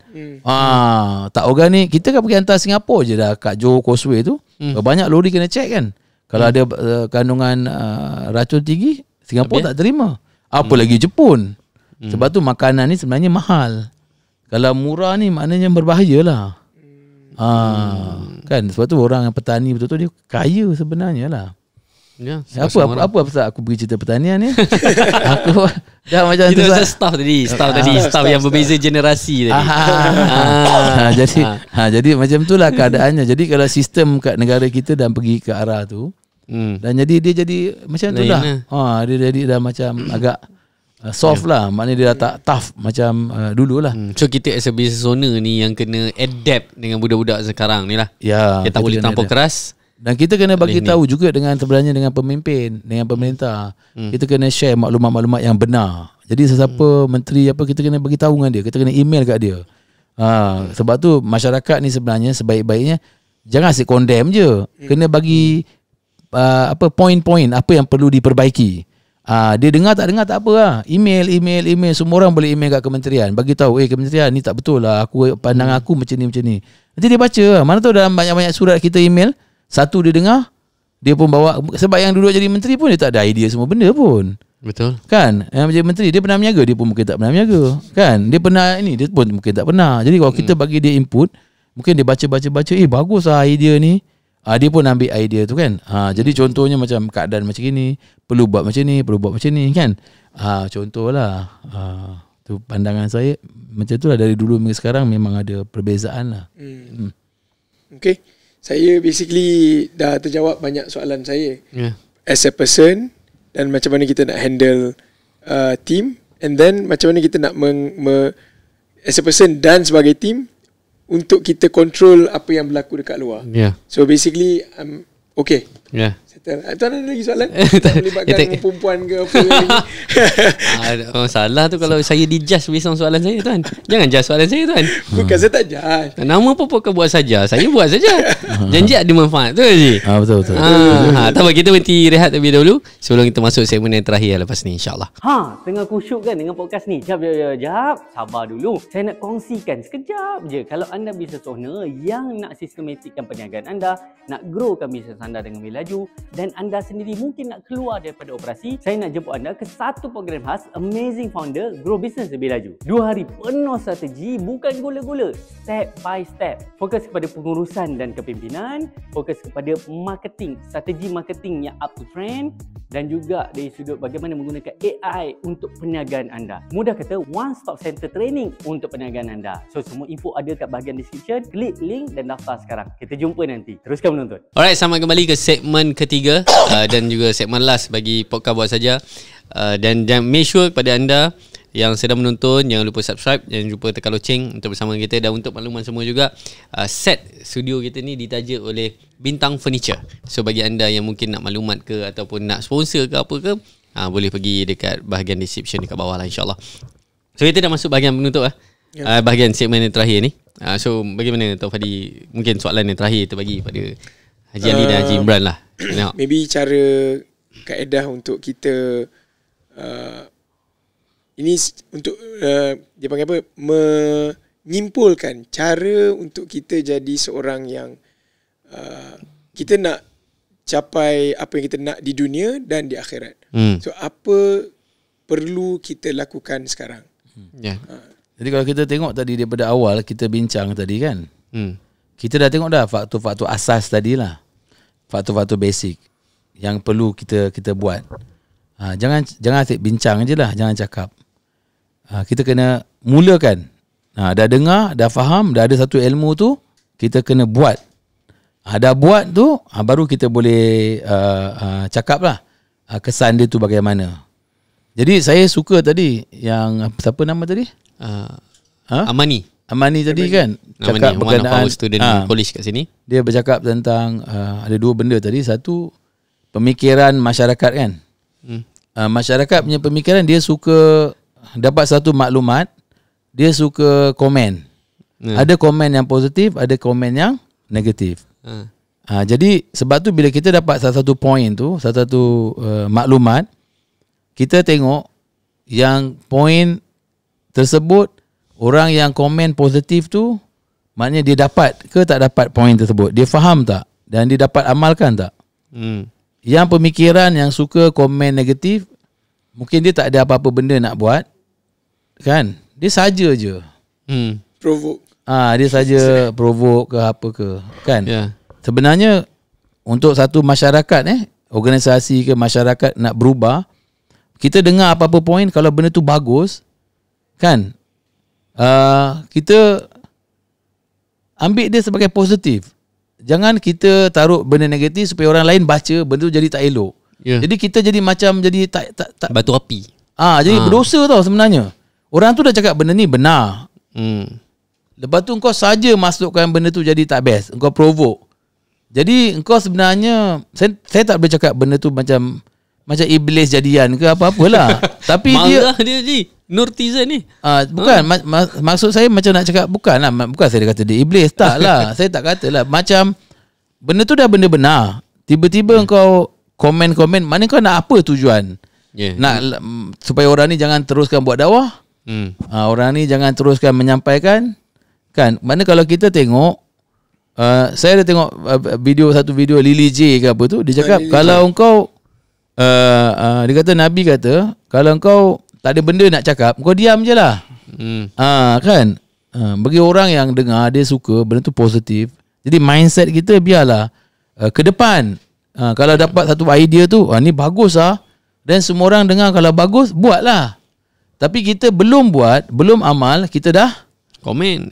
Itu yang saya kata, sebab zaman sekarang ni terlalu mudah untuk kita nak tulis kan. Saya kata tadi, kalau dulu kerja kat Johor tak tahu kat KL ada kosong. Sekarang ada teknologi ni, apa-apa boleh. Jadi maka orang yang dengar, yang tengok tu kena berhati-hati lah. Kena sangat berhati-hati. Jadi untuk yang Gen Z tadi, soalan adik ni pula, dia tanya berkenaan dengan macam mana kehidupan sebenarnya semakin lama semakin tough. Sekarang ni kau ada mak bapak, bolehlah kau lindung belakang mak bapak. Tapi lepas ni bila kau dah hidup sendiri, dari kau baru tahu macam mana tough punya kehidupan. Sebab tu kita nak jadi pemain bola, kena training. Maka kena training lah kuat-kuat untuk to be a fit. Nanti baru boleh main mewakili negara ke negeri kan.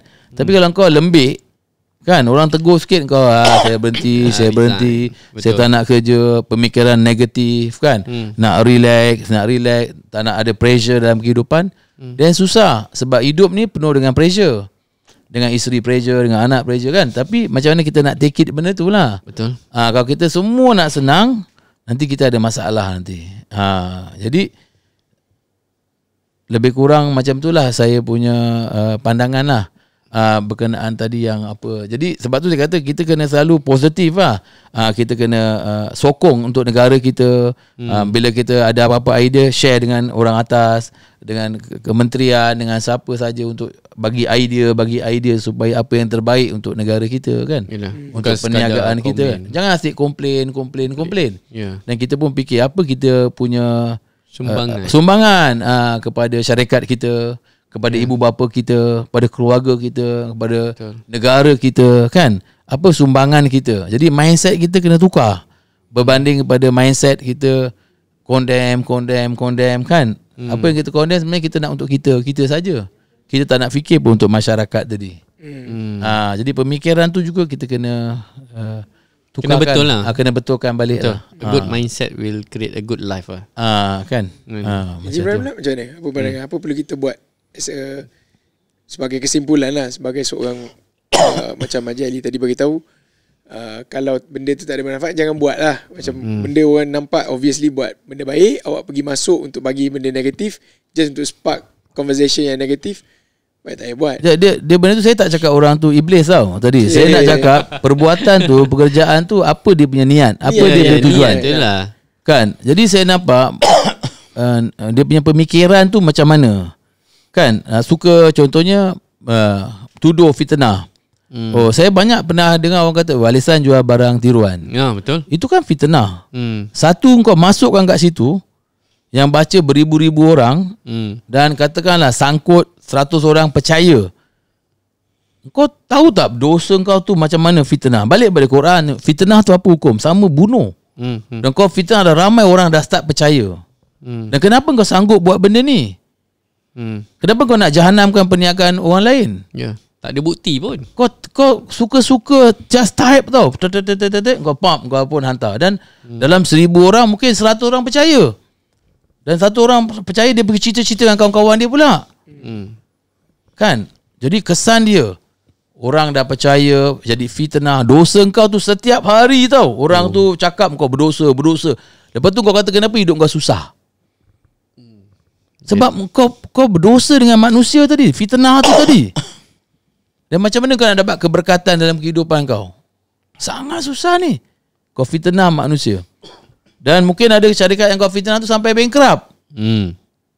Kan? Betul. Tapi kalau orang kafir punya perniagaan, makin maju. Tak pun kau fitnah. Betul. Kau agungkan lagi.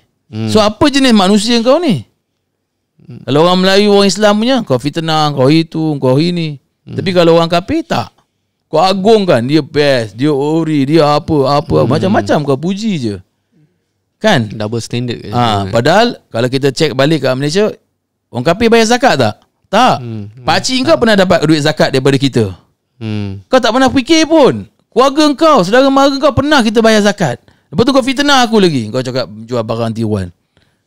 Syarikat kafir luar negara datang Malaysia buka, ada bayar zakat? Tak ada. Ada tolong Maulid Nabi, ada tolong buat masjid, ada tolong mak tafiz, ada tolong masyarakat, ada tolong buat CSR? Tak ada. Dapat untung dia belah balik negara. Kita banggakan dia. Betul? Tapi kita punya sendiri, kita fitnah, kan? Ya. Jadi kat sini boleh sendiri fikir lah. Kan? Boleh sendiri fikir. InsyaAllah. Haji Imran, macam mana? Apa kita sebagai orang untuk apa perlu kita buat? Ya, ke depan. Sebenarnya semua orang dia fokus diri sendiri je. As a start. Keliling kita ni, kita anggap sebab untuk kita lagi dekat dengan Tuhan. Allah akan bagi kita macam-macam. Kira kalau zaman dahulu, yang akan efek ke manusia ni adalah pemimpin dia lah. Kita boleh hidup zaman Firaun, tapi ramai juga orang masuk syurga zaman Firaun, kan? Kita boleh hidup zaman Rasulullah SAW, ramai juga orang masuk neraka zaman Rasulullah SAW, kan? Itu, so kita punya keliling pun tak seteruk lah. Pasal Firaun tu memang tak fitrah, kan? Betul. Dia sampai dia mengaku dia Tuhan, mana fitrah? Kan? Rasulullah SAW memang fitrah sebagai manusia. Fitrah ni memang kita tenang. So last kali itu saya bagi contoh orang yang di luar daripada diri sendiri. So kita diri sendiri kena make sure kita tu orang yang fitrah lah. Orang yang Allah jadikan kita tu untuk apa? Maka kita akan gembira jadi benda yang apa yang Allah buat kita. Kalau kita buat jahat, buat fitnah ni, last kali tidur pun tak lena. Kan orang hak buat jahat pening kepala ni kan, dia memang last kali tak fitrah. So apa benda yang tak fitrah tu sebenarnya balik kepada diri sendiri. Dan kita berniaga pun kita buat semua benda fitrah je. Kita tak tipu, kita memang tak jual benda yang pelik-pelik, kan. Kira yang mana subhah kita tak buat. Sebab apa? Sebab fitrah. Kalau kita buat, memang last kali kita pun hidup tak senang, kan. Kita pun gundah gulana. So semua orang macam tu. Kalau semua orang balik kepada fitrah, okey, kan. Tak kira memang insya-Allah lah. Memang kita betul-betul tenang lah semua orang. Tapi kalau kita akan sebab orang luar kita tak boleh kontrol, kan. Kita akan jumpa lah orang yang tak berapa fitrah, kan. Sebenarnya ujian untuk kita lah. untuk kita bersabar. Jadi bila benda macam tu berlaku, kan, apa yang kita patut buat? Kita buat tak tahu je lah. Faham tak? Kita abaikan je. Bila tadi sahabat kita cakap kan, ada kita punya kita punya perbincangan macam ni, ada kat luar orang dengar yang setuju. Ya, betul. Kan? Ada orang yang tak setuju. Dia pun komen. Jangan bacalah komen tu. Kan? Kita move on saja. Tak payah tahu lah. Dia fitnah kita itu ke ini ke kan. Itu terpulang lah pada dia. Nanti dia yang tahu apa yang dia cakap tu kan. Untuk kita tak payah ambil tahu lah. Kita just move on aja kan. Jadi dalam perniagaan, orang fitnah perniagaan kita. Dia fitnah. Dan kita buatlah apa tindakan yang patut kita buat. Tetapi dengan dia tak payah layan lah. Kita just continue je dengan perniagaan kita. Tak semua benda kita kena layan. Tak semua benda kita kena layan, betul. Macam itulah lebih kurang je. Adik ada apa-apa soalan tadi? Ada soalan daripada pihak penonton kita ada di sini. Ni peluang keemasan ni. Betul Imran? Bukan senang nak jumpa. Kita orang nak fitnah, orang nak buat apa, dia punya suka lah. Kita just continue Kalau je. ikut Islam dapat pahala free lagi. Dapat pahala free. Orang mengumpat pasal kita, dapat pahala. Orang fitnah kita dapat pahala. Macam itu lah. Kita jumpa orang yang tak fitrah ni, sampai orang tu kalau bunuh kita sekalipun. Katalah kita ni disebabkan dia bunuh, kita mati syahid, kita masuk syurga lah. Kan? Betul tak? Betul. Dekat syurga jumpa dia, kita terima kasih tak? Terima kasih lah. Aku Kan? masuk syurga kot. Lebih kurang macam tu lah. Itulah sabarnya tu. Sampai macam tu. So sebenarnya hidup kat dunia ni sebenarnya main-main. Yang serius ialah akhirat tadi. Akhirat Tu kita kena serius. Yang dunia ni main-main sebenarnya. Akhirat tu kena serius. Tapi saya terdetik, saya tak tahu sempat lagi ke tak ni. Boleh ke? Boleh tanya kan. Tapi kalau tengok sekarang kan, zaman sekarang lah yang paling banyak anxiety, depression. Apa dia timbul penyakit sebab tak fitrah. Anxiety, depression tu adakah disebab oleh tak fitrah? Kalau kau buat benda yang tak fitrah kan, example lah, kata fitrah kita kena cakap benar. Kalau kau cakap bohong, kau dah suspend.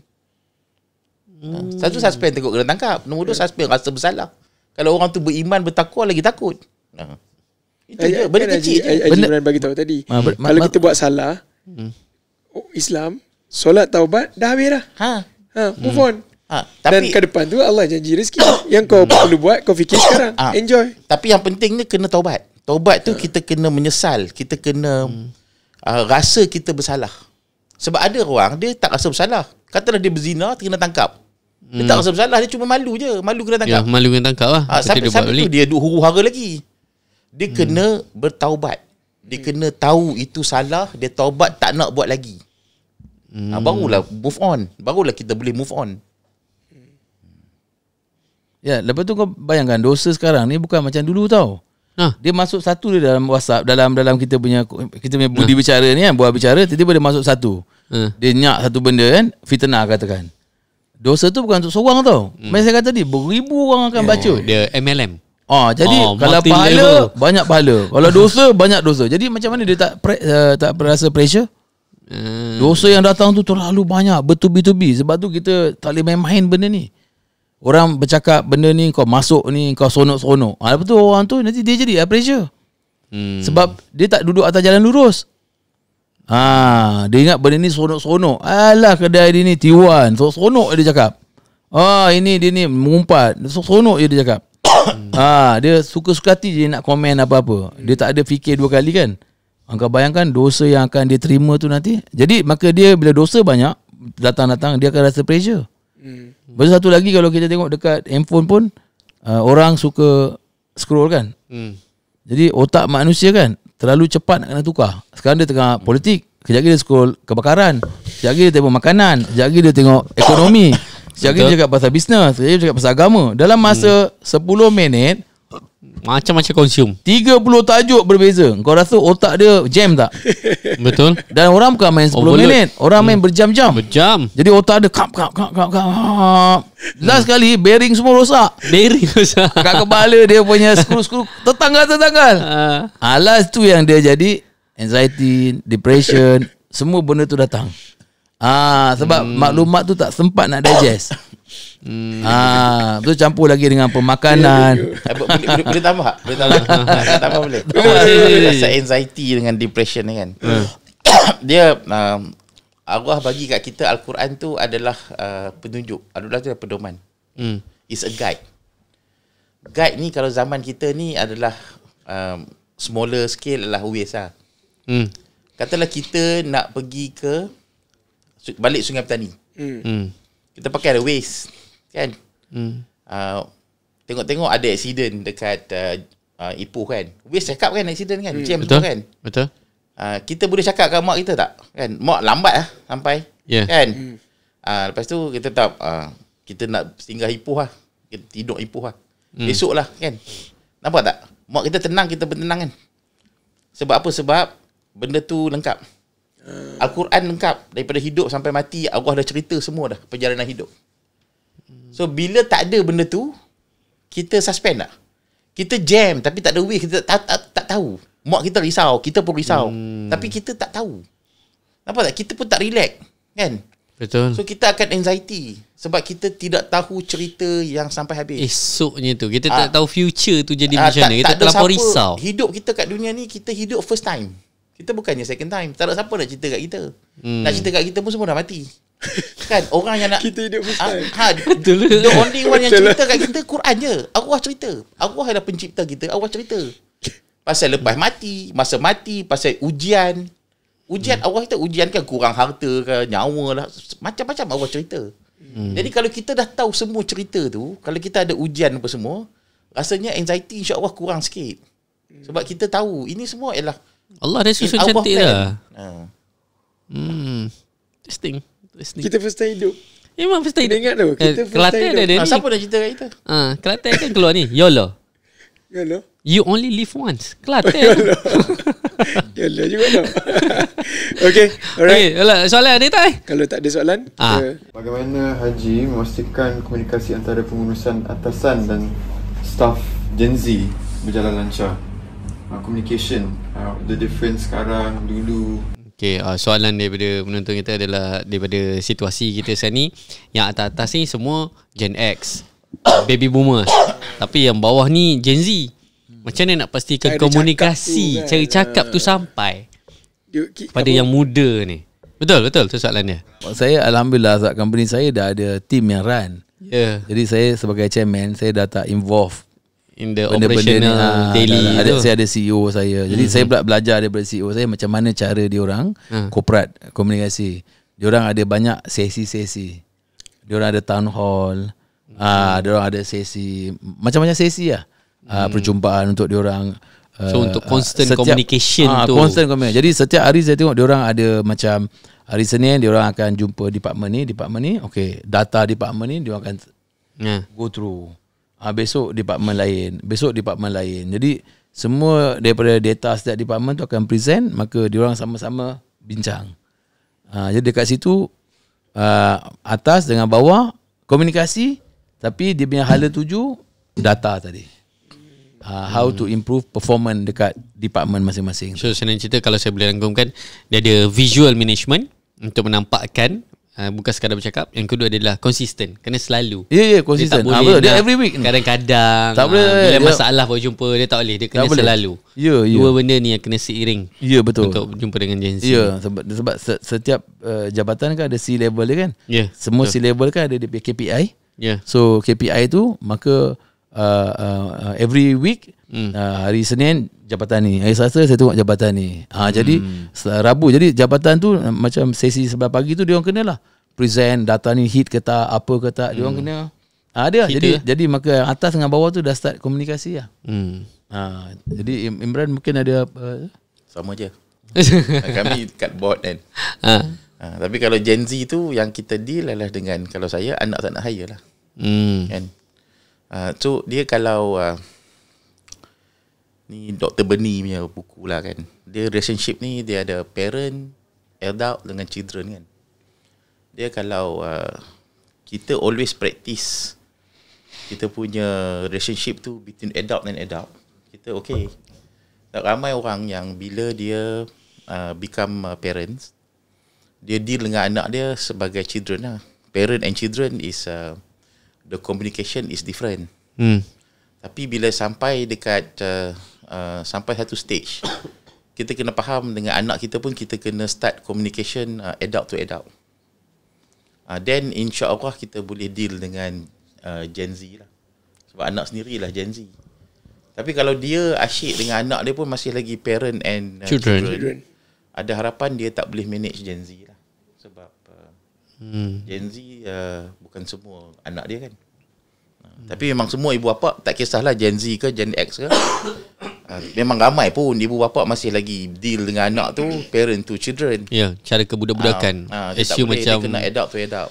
Betul. Kalau kita deal dengan orang parent to children, nanti kita tak ada kawan. Betul. Pernah jadi satu ketika je, waktu interview, anak dia dah interview, mak datang.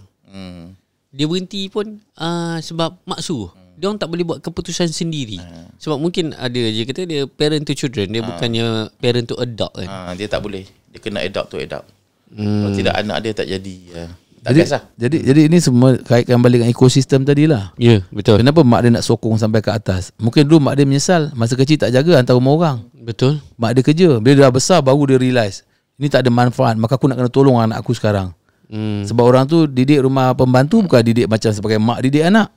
Kan? Kalau kita didik anak, contohnya kalau kau ada anak kau pergi hantar pergi luar negara belajar kat universiti. Kan? Ada orang kata kau pemalas, sebab tu kau tak nak ajar anak kau hantar tempat lain yang ngajar. Cuba kalau kau mengajar sini, kau akan build dia punya kekuatan, dia punya ini, macam mak bapak kita ajar kita. So dia akan menjadi fit kan? Ya, kuat. Kalau dia nak belajar universiti pun belajar tapi masih dalam kawalan kita. Ya, betul. Kan? Jangan sampai memanja kan. Jadi maknanya the whole ecosystem tu kita kena fitrah. Lihat balik sebab tu selalu macam kita kata dengan anak, memang kita kena anggap dia macam kawan. Cara kita komunikasi dengan dia, kita langsung tak boleh jadi bapa dengan dia. Kalau anak-anak 18, 17 ni semua kita kena buat kawan, main bola dengan dia, pergi main tenis dengan dia. Kena kalau bercakap dengan dia mesti secara terbuka. Kalau kau nak kahwin ke, kau nak ini ke, kau nak apa, jangan ada hide apa-apa. Jadi anggap dia macam kawan-kawan je. Lepas tu kat rumah mesti ada buat kelas selalu. Duduk sama-sama, buat tadabbur Quran sama-sama, bincang sama-sama. Lepas tu terangkan kat dia macam mana kehidupan kat luar. Macam mana tough tadi, macam mana ini. Kita jangan bela dia kalau kau pergi kerja, kau kena kerja sungguh-sungguh kat syarikat orang, amanah, jujur. Mana kita dah tanam dia daripada rumah. Jadi bila dia pergi tempat orang lain, tempat kerja kat luar, jadi dia akan bersemangat nak kerja betul-betul. Jadi jangan kita pesongkan dia punya mindset tadi tu. Macam itulah. Jadi soalan tadi tu terjawab ke tak? Soalan dia apa tadi? Jadi maknanya jadi orang bawah Gen Z pun kena ada keberanian untuk komunikasi lah. Kalau ada apa-apa kena cakap. Jangan cakap kat belakang. Pergi jumpa secara terbuka. Dia cakap aja. Begitu. Saya selalu pasang juga kalau Gen Z ni dia tunggu untuk orang jumpa dia. Dia tak nak pergi ke depan tu cakap. Dia lebih suka bercakap antara dia orang dan sebagainya kan. Itu pun antara benda yang kita. So itu benda-benda yang perlu Gen Z perbaiki diri lah. Kalau sekarang setiap zaman ada generasi kan. Kalau dia nak maju, dia kena berubah lah. Tapi kalau dia tak nak maju, tak ada siapa boleh berubahkan dia. Dia begitu je lah. Sampai dia nasib dia macam tu je lah. Tapi kalau dia nak maju ke depan, diri dia sendiri kena berubah. Kan maklumat banyak sekarang. Macam mana kita nak berubah, macam mana kita nak komunikasi dengan orang atas kita. So kita kena berubah. Kita tak boleh manja. Kalau kita nak manja, dan kita antara 100 orang 100 manja, 5 orang ni tak manja. Dia kerja sungguh-sungguh, dia berani, dia komunikasi bagus. Kau rasa 5 ni ada chance tak jadi maju ke depan? Betul. Dia simple method macam tu je lah. Tapi yang 95 ni dia akan komplain lah. Dia akan kutuk sana, kutuk sini. Sana ada orang disalahkan. Orang yang tak bagus. Orang bagi motivasi pun orang ni tak bagus. Orang ni cap bayam. Orang share apa pun semua tak bagus. Dia je yang betul 95 tadi. Sebenarnya dia tak nak usaha pun. Dia tak nak usaha, tak nak keluar daripada ni, tak nak cari knowledge, tak nak faham, maka dia duduk kat tahap tu je lah. Dan dia akan continue fikir negatif lah nanti. Kan? Kecuali dia nak berubah. Kan Allah kata siapa yang nak berubah, maka Allah akan bantu dia lah. Tapi kalau orang tu dia memang tak nak berubah, tak boleh buat apa-apa lah. Dia memang macam tu je. Okay, alright. Okay, Alhamdulillah banyak kita belajar. banyak Seriously, belajar. walaupun dalam keadaan saya rasa 1.5 jam ke 2 jam juga ni. Dekat 2 jam. Dekat 2 jam juga kita bersiaran ni, banyak yang saya sendiri belajar. Saya kira pasti penonton kita pun banyak belajar juga. So make sure tolong sharekan lagi manfaat video ni. Tulis siapa yang anda belajar dekat bawah, ataupun mungkin anda boleh tulis juga siapa yang nak kami jemput. Jangan pula dia orang Untuk ni. pendengar kat luar, dia orang fikir bila kita cakap macam ni, dia ingat kita ni apa? Malaikat ke? Betul. Bukan, kita pun manusia kan. Kita pun banyak lakukan kesalahan, kita pun banyak dosa. Sebab kita banyak dosa lah kita nak jadi baik, kita buat kerja-kerja baik. Ya. Kan?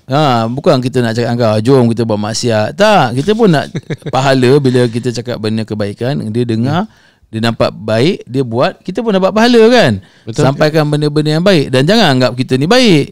Oh, dia ni orang, tak lah, kita hanya menyampaikan je kan. Yang tahu Allah Taala je yang tahu semua. Kan. Jadi jangan anggap macam nak komen, oh dia ingat dia hebat lah, dia ingat Dia ni boleh lah. tak ada lah, tak ada apa pun. Kita pun susah. Walaupun dalam keadaan macam mana pun, semua orang ada ujian masing-masing. Tak ada siapa yang sempurna. Cuma ada apa, pengacara tanya soalan ni, saya je kena jawab lah soalan macam ni. Kan? Cara yang kena. Bukan dekat penonton yang dengar nanti dengar cerita, oh dia boleh lah gini. Tak, dah kita tengah bincang topik pasal kereta. Engkau marah pasal kereta api, mana tak matching lah. Kan, kereta-kereta je lah. Jadi masyarakat pendengar tu kena faham lah. Betul. Bukan kita cerita pasal kapal terbang kan. Dan jangan anggap oh yang tukang cakap ni konon aku tahu semua benda. Tak tahu pun. Aku cuma tahu sikit je ni. Pasal kereta pun aku tahu pasal steering je. Benda lain pun aku tak tahu. Aku pun kita masih belajar. Hari-hari kita belajar dan pengacara tanya soalan tentang kereta, aku jawablah sikit-sikit apa yang kita tahu, yang kita kongsikan kan. Hidup sekali, belum kali kedua lagi. Betul tak? Maka kita harap pendengar ambil lah yang baik tu kan. Bukan kita nak komen orang dengar ni tak bagus ke, tak pandai. Tak. Kita hanya berkongsi saja kan. Macam itulah. Allah, hopefully dapat belajar sesuatu lah. Terima kasih kepada terima kasih kepada Haji Ali, Haji Imran sudi datang kali kedua ke ke sini. Kita dengar bab 2. Bab 2. Tak tahu ada bab lain lagi ke? Sebab bab 1 itu lebih kepada 3 tu. Betul. Kan? 3 apa dia? Nombor 1 kena solat. Nombor 2 kena mak bapak. Nombor 3 sedekah. Dan khalas. Ni bab 2 ni. Hadis Nabi. Hadis Nabi? Yang itu anak soleh doa, sedekah jariah. 3 tu lah. Yang kita tinggalkan. Kalau kita mati 3 benda ni. 3 benda ni. Ini penting kan ni.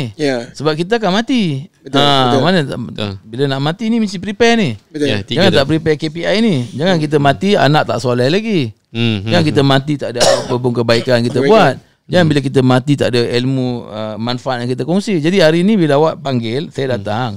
Haji Imran datang, kita nak kongsi ilmu ni lah. InsyaAllah. Bila kat luar, katakan ada 10,000 orang dengar, 500 orang ikut.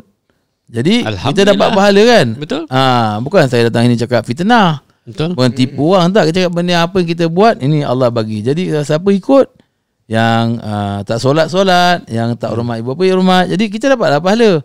Yang ada anak tak train anak jadi soleh, dia train jadi anak dia soleh kan. Yang tak sedekah-sedekah kan. Yang ada ilmu dah dengar, dia share dengan kawan-kawan, maka dia pun dapat pahala kan. Jadi kita pun dapat. Maka tujuan kita datang kat podcast ni sebab kita nakkan kongsi ilmu supaya kita nanti ke akhirat orang buat, kita pun dapat pahala. Jadi matlamat kita situ. Jadi tak payahlah nak komen-komen, nak marah-marah ke apa. Kita hanya kongsi je. Kan? Tulis poin yang dia belajar lah untuk dapat manfaat lagi. Okay. Alright. So kita habis sampai sini insyaAllah. So anything yang baik tu datang daripada Allah, InsyaAllah. Yang buruk tu datang daripada saya, daripada Tuan Budin, daripada pengacara, daripada Panivo. Tapi kita punya hasrat satu je, manfaat. Kalau benda manfaat kita buat, tak ada manfaat saya pun tak akan buat. Dan baik saya duduk kat Kelantan tengok dengan anak bini daripada duduk buat podcast ni. Okay. Alright, so thank you so much. Kita jumpa dalam podcast seterusnya. Assalamualaikum warahmatullahi wabarakatuh. Pagi. Assalamualaikum. Tahniah sebab berjaya habiskan podcast ni. Itu sahaja daripada podcast Buat Saja, podcast bisnes inspirasi on the way nombor 1 dalam Malaysia. Kalau anda rasa konten ini bermanfaat, jangan lupa like, komen dan subscribe channel podcast ni. Dan jangan lupa tinggalkan komen anda. Apa yang anda belajar dan apa yang anda nak kami kupaskan dalam next episode. Nak urus staff lebih teratur dan capai jualan dengan lebih konsisten? Jom saya nak jemput anda ke Amazing Founder Grow Business Lebih Laju. Program 2 hari yang penuh dengan strategi dan bimbingan. Klik link dan daftar terus di ruangan description sekarang. Jumpa lagi dan kita jumpa di podcast yang akan datang. By the way, jangan lupa komen siapa guest yang anda nak kami jemput seterusnya. Dan ingat, apa pun jadi, lawan tetap lawan.